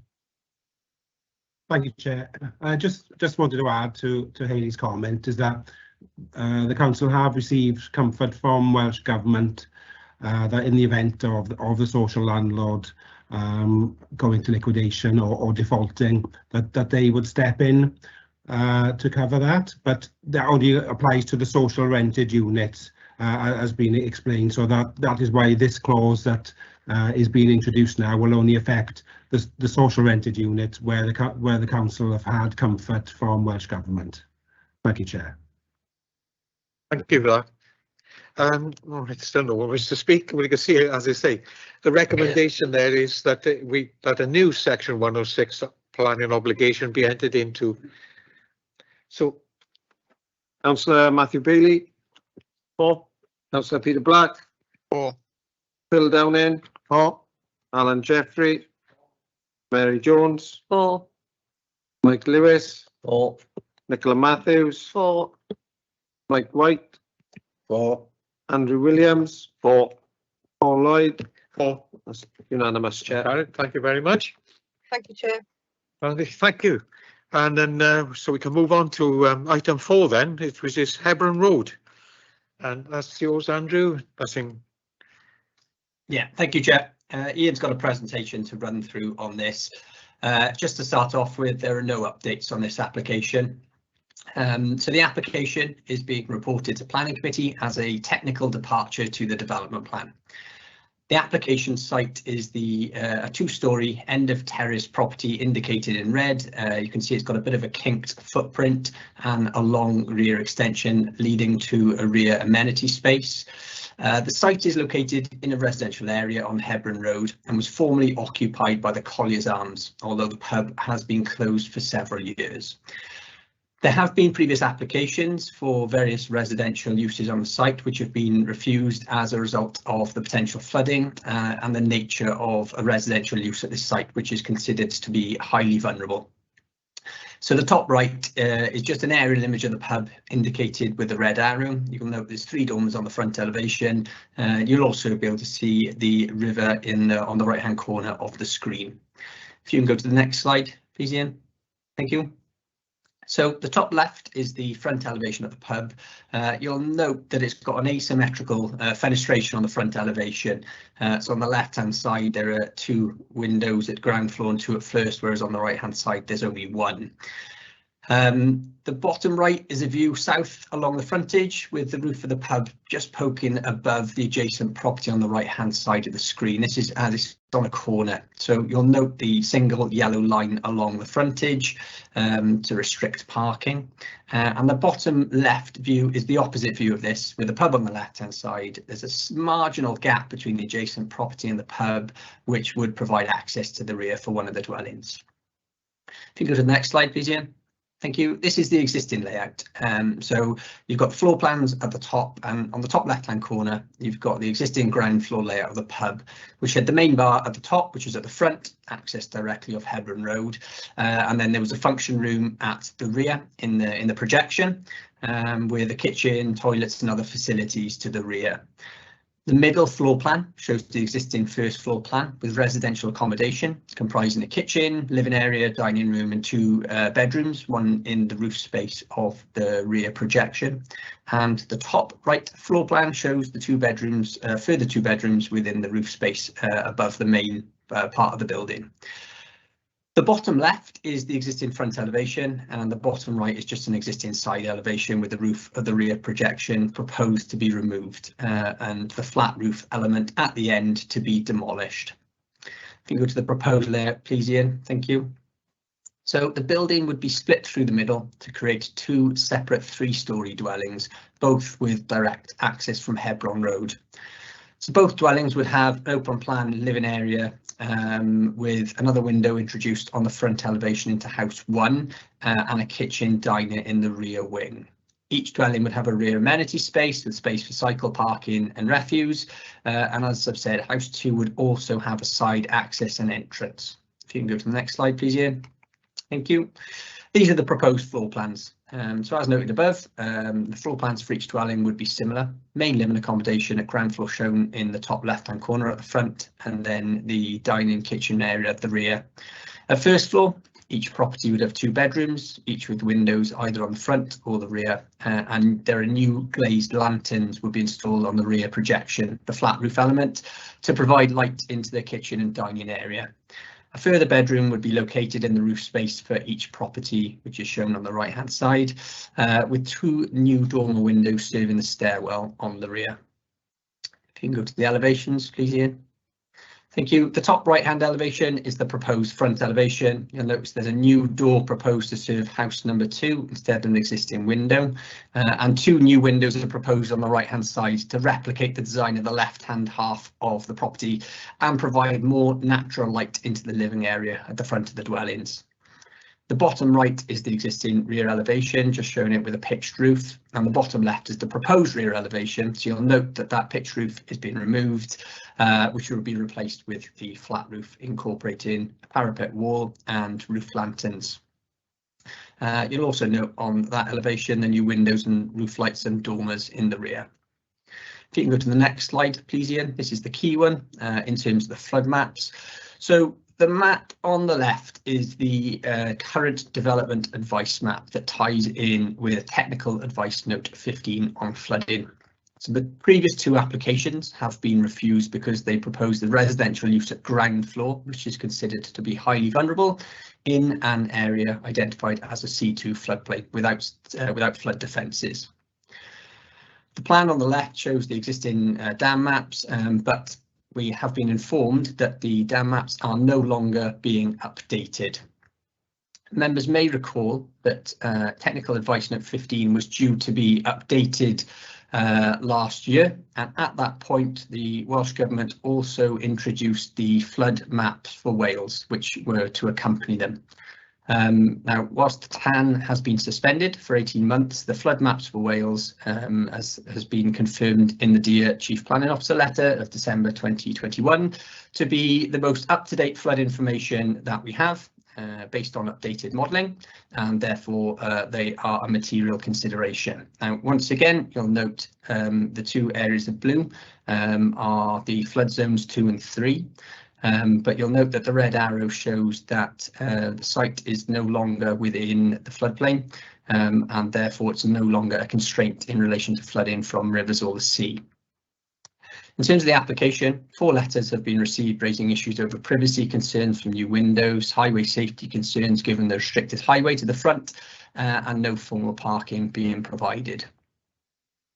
In terms of the principle of development, the former pub could have been considered to be a community facility, but it's been closed for several years and there are 4 other pubs within a 1 kilometre radius, and the site is within close proximity to Clydach District's shopping centre.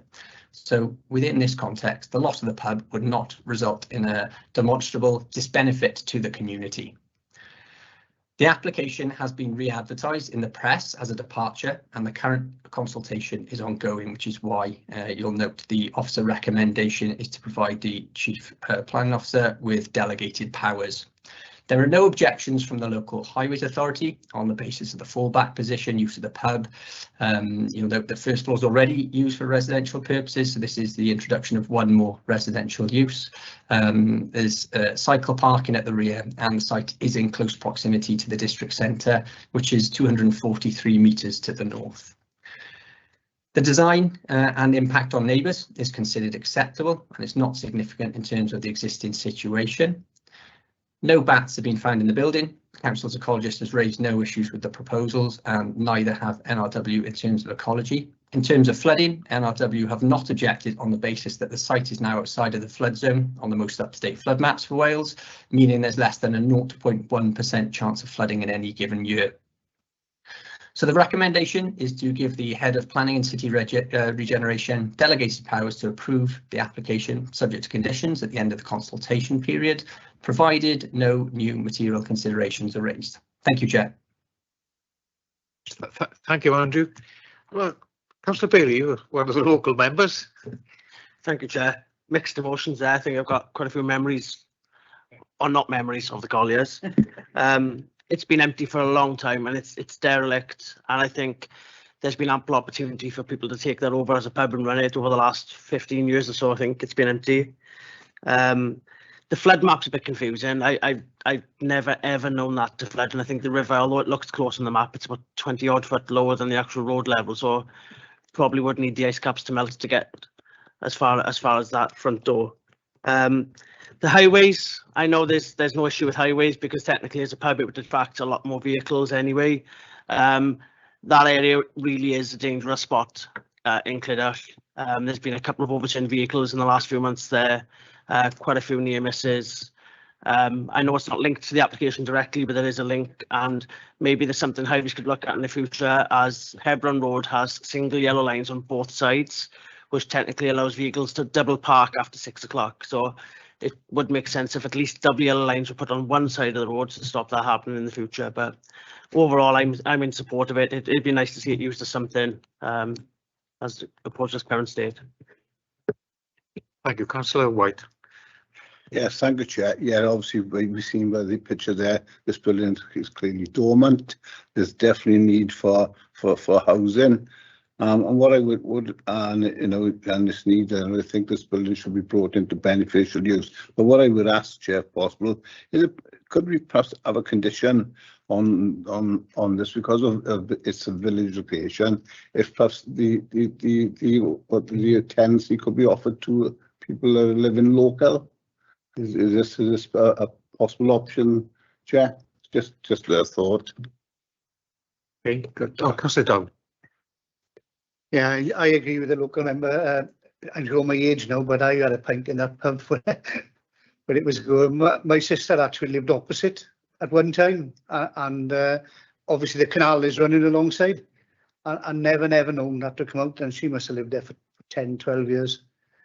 So, the flood, it does tickle me sometimes with this flood, and when TAN 15 comes back out, I think it'll tickle me even more. But no, yeah, I agree with this. It's just bringing something that's derelict, and it'll get worse and worse as the time goes on. So yeah, this is and I'll agree with this the recommendation, Chair. Yes, thank you. Got no other hands up, no?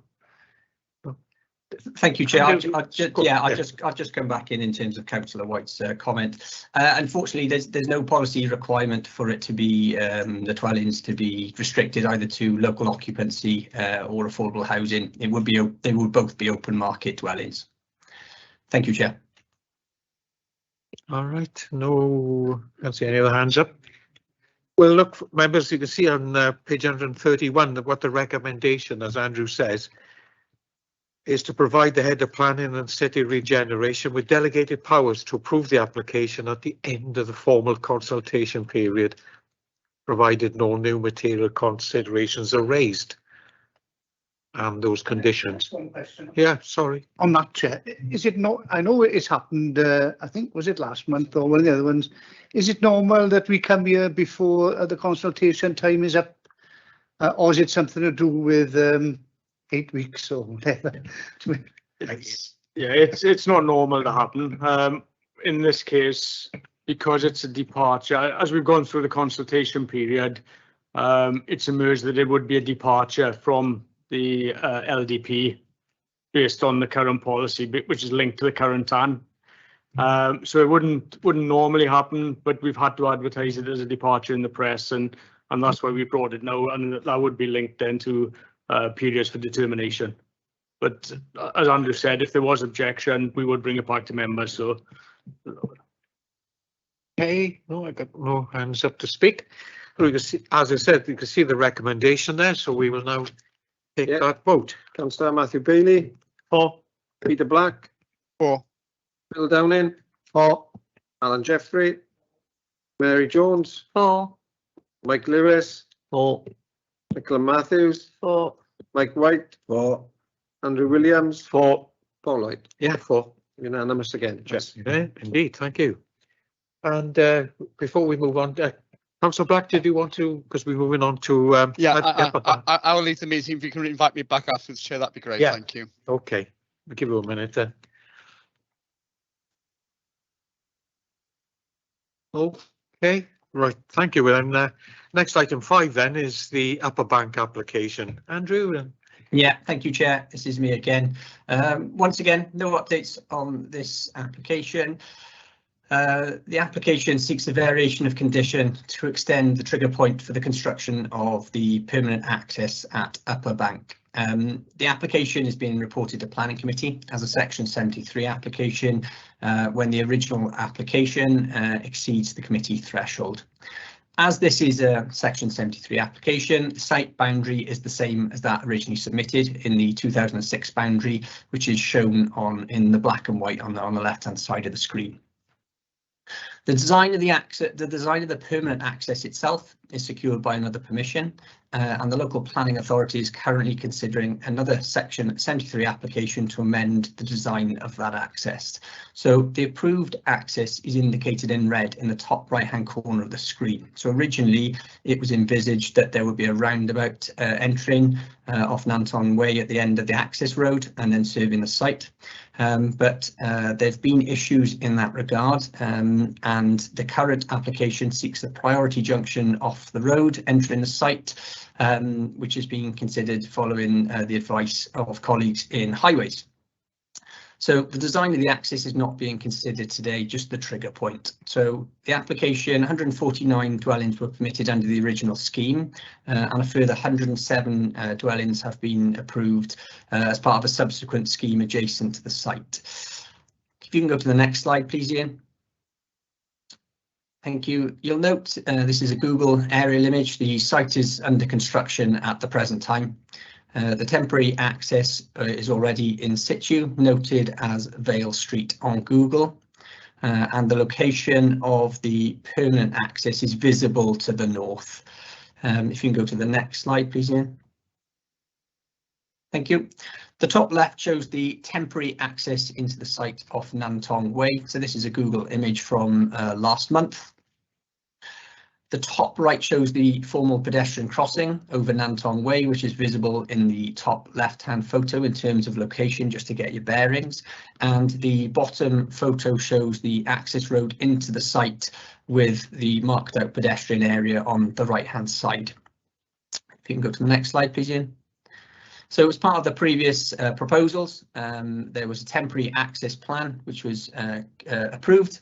And that temporary access, the permanent access was meant to be provided by the 30th of April 2021.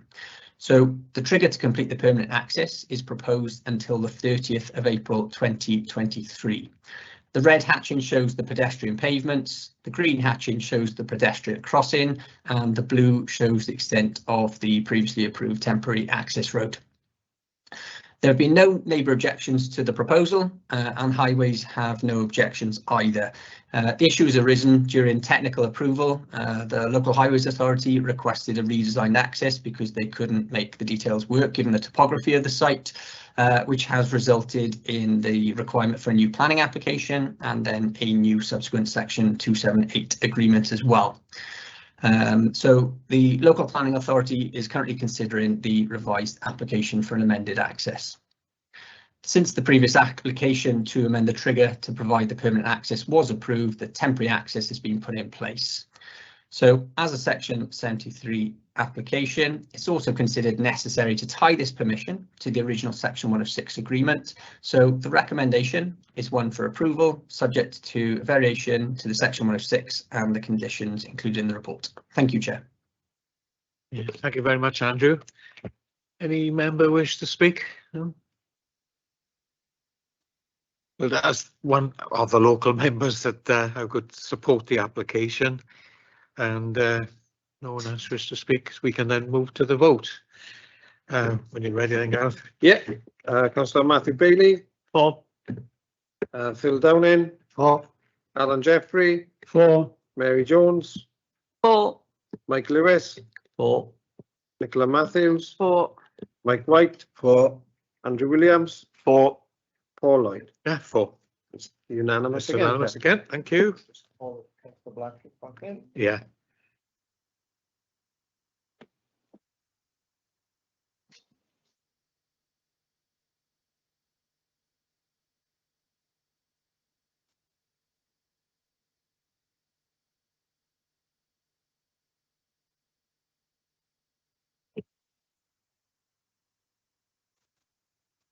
You.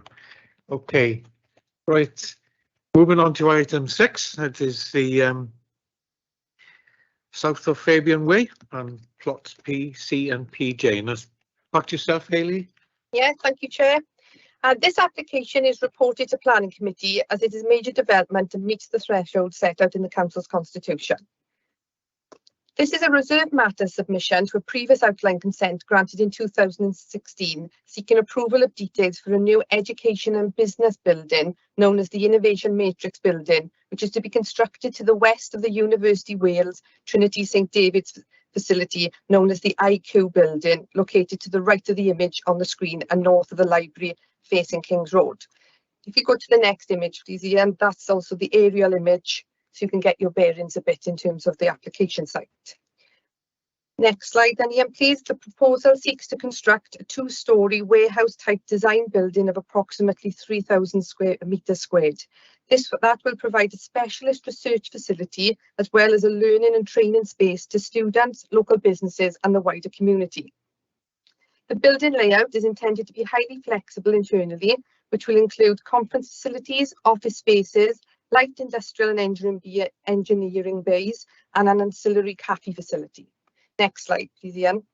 With regard to the principle of development, this has originally been established and approved under the previous outline permission granted for a range of uses within SA1, with the approval of a recent Section 73 permission to incorporate the university's aspirations to deliver the Swansea Waterfront Innovation Quarter.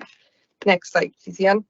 With regard to the proposed design, scale and materials of the building, these are considered in line with the previous outline permission and accord with the principal land uses and building heights for the area.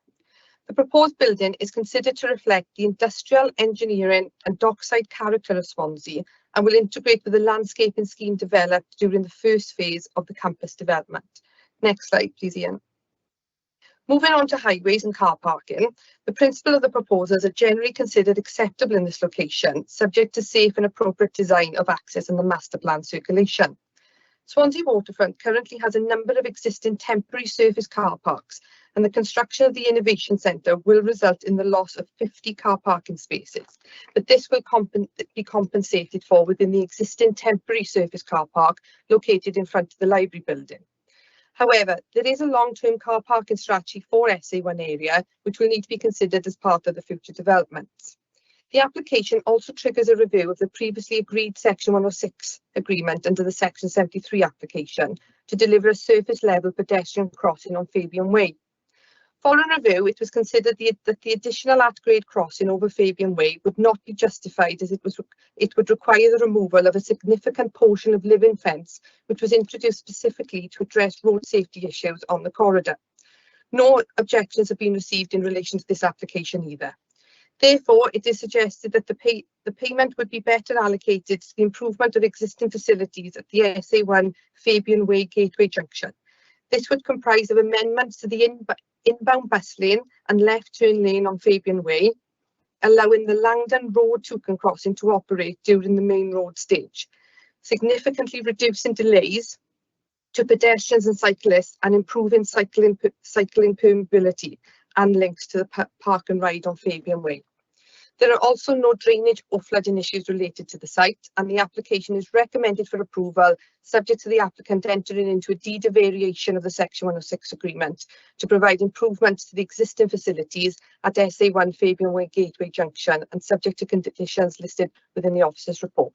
Thank you, Chair. Thank you very much. Councillor White. Could I just ask, you mentioned about materials and cladding, and obviously no use of the brick. Also, because of this location, will there be any sort of grey concrete within the design of this building because of its location and the elements it could face? I fully support the application because of what it intends to do in creating 30,600 jobs, and also what I would like, if possible, would we then have any scope to perhaps to promote this complex out to our colleges and schools to make them aware of what the facilities that this will offer? Indeed. Thank you. Any other member? No. Just the one. Or just 2.7, Hayley. Yeah. Yeah. Okay. With regards to the materials, they have indicated some materials on the submitted plans, but there is a condition attached, councillor, requiring details of those materials samples of the external finishes to be submitted and agreed with us. So we got control over that, and we can have a look at that. I'm not aware of a mechanism to kind of promote this to schools, but I'm sure it is part of the university complex, so I'm sure they will be promoting it through their own kind of their own ways. Hope that helps.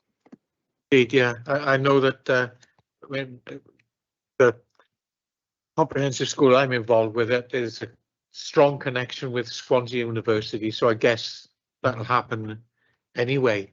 Yeah. So, Councillor Jones. In the recommendations, and it was obviously mentioned, it's here, I understand about the Fabian Way pedestrian crossing being taken away, and I agree, but I don't understand the way this is written, which would allow the Langdon Road Toucan crossing NCN4 to operate during the main road stage. Can you tell me exactly what you mean by that? I don't know if that's something Matthew wants to come in on. Yeah, it's essentially, councillor, we've got if you're travelling on the cycle path along Fabian Way, there's a one-stage Toucan crossing to get across Langdon Road. Now, currently, if you're a cyclist, you have to stop, push the button, and then wait. Now, if we reorganise the way that the bus lane and the left turn into Langdon Road operate, then that Toucan crossing can be displaying a green pedestrian and cycle at the same time as Fabian Way has green, and we'd hold the left turners, and that was significantly reduced delay to pedestrians and cyclists. I think so. Does that make sense? Yeah, right. Clear as mud. Thank you. Right. Well, I got no other hands up to speak. So you can see members on page 165. You can see the recommendation there, and so that's what we will be voting on. Yeah. So. Yep. Councillor Matthew Bailey. 4. Peter Black. 4. Phil Downing. 4. Alan Jeffrey. 4. Mary Jones. 4. Mike Lewis. 4. Nicola Matthews. 4. Mike White. 4. Andrew Williams for Paul Lloyd. And 4. Unanimous again. Carried again. Thank you. Thank you, Chair. Okay, thank you very much. And then our item 7, we move on to the final item, which is in Hill Wang Wen, and that's Andrew. Thank you, Chair. Yeah, I'd just like to refer members to the update sheet just to point out that additional correspondence reiterating concerns from neighbours on the amended proposals has come in since the report was finalised. So this is the site location plan. The application has been reported to Planning Committee as it has been submitted by a councillor. The site is a semi-detached 2-storey dwelling located in a cul-de-sac on Hale Wine Wen, outlined in red on the site location plan. In the aerial photograph, the site is the right-hand semi of the second houses up, with the green area in front and a conservatory to the rear. It's shown more clearly in the on the next slide, if you can go through, please, Ian. Thank you. So the top left shows the rear elevation of the property with a roof light in the rear facing elevation. You'll note that the adjoining property to the left has been extended at ground floor level. The property has one window on the rear elevation at first floor in a central location, which is similar to the other properties that you'll see there. The top right shows the side elevation of the property. You'll note there's one window located at first floor level in the side elevation, serving a bathroom. And the bottom left shows the dwelling from above, again with the first floor window visible as well. That will become apparent when you see the proposed plans, because a new window is proposed on that elevation. If you go to the next slide, please, Ian. This is the existing floor plans of the half of the property. Effectively, it's one half of a semi-detached property. So the top left shows the existing front elevation of the dwelling, with the existing side elevations and sections shown to the right. The bottom right shows a 3D view of the dwelling with the conservatory to the rear, and the rear elevations on the next slide. On the left-hand side are the floor plans, with the ground floor at the top, with a porch opening into a lounge and a kitchen and conservatory at the rear. At first floor, there's one bedroom at the front, one at the rear, with a bathroom in between, served by that window on the side elevation. If you go to the proposed floor plans now, please, Ian. Thank you. So the top left shows the proposed front elevation. You'll note there's a single-storey side projection that projects 1.4 metres in width, and that measures 3.5 metres in depth. The second plan shows a section through the dwelling with extension beyond. The third plan shows the proposed rear elevation with a 2-storey rear extension extending 3.5 metres from the rear, set marginally off the boundary by 1 metre, with a single-storey element with flat roof in between. A new window is proposed in the rear elevation to serve bedroom 2, and that's above the single-storey element. You'll note then that the existing rear elevation is directly below this. On the right-hand side, note the new window installed to serve bedroom 2 halfway through the rear section of the house. In the bottom left, we've got the floor plans, which show the existing and proposed floor plans, with the ground floor on the left providing for effectively an enlarged kitchen diner. That's what it's going to be used for, a ground floor. At first floor level, the bedroom would be extended with an ensuite added. You'll note that 2 small windows would serve this bedroom, both located in the corners to provide outlook whilst not impacting on privacy over and above the existing situation. We have had 2 letters of objection received in response to this application following consultation from neighbours, with concerns reiterated following the reconsultation on the amendments. Concerns were raised in terms of the overbearing impact of the extension, loss of privacy, and light, and concerns over the accuracy of the plans. In terms of key issues in visual terms, the design scale and massing of both the side and rear extensions are considered acceptable. In terms of residential amenity, the proposal would project 3.5 metres beyond the rear elevation at first floor and has been set off the boundary by 1 metre to further reduce the impact. Whilst the proposal would breach the 45-degree test at circa 3 metres along its length, the main impact is at first floor, given the adjoining property already has been extended, and there's likely to be some impact earlier in the day, but it's not considered that this would form a reason for refusal. In addition, the reduced window scale in the side elevation alongside its positioning in the far corner of the room would ensure that they would not result in a significant reduction of privacy for next door. Whilst that does raise an issue with outlook for the bedroom itself, a second window has been installed on the rear, and the outlook from these two windows together is considered acceptable on balance. So the recommendation is one for approval subject to conditions. Thank you, Chair. Thank you very much, Andrew. No member wish to speak? No. Excuse me. If that's the case, then we can move to the vote, which is, you can see, it's one of approval. Yeah, Councillor Matthew Bailey. For. Peter Black. For. Bill Downing. For. Alan Jeffrey. For. Mary Jones. For. Mike Lewis. For. Nicola Matthews. For. Mike White. For. Andrew Williams. For. All right. For. Unanimous again, Chair.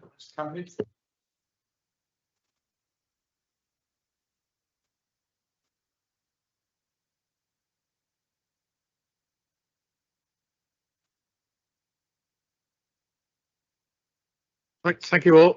Thank you very much. Thank you very much. Oh, yeah. Thanks all.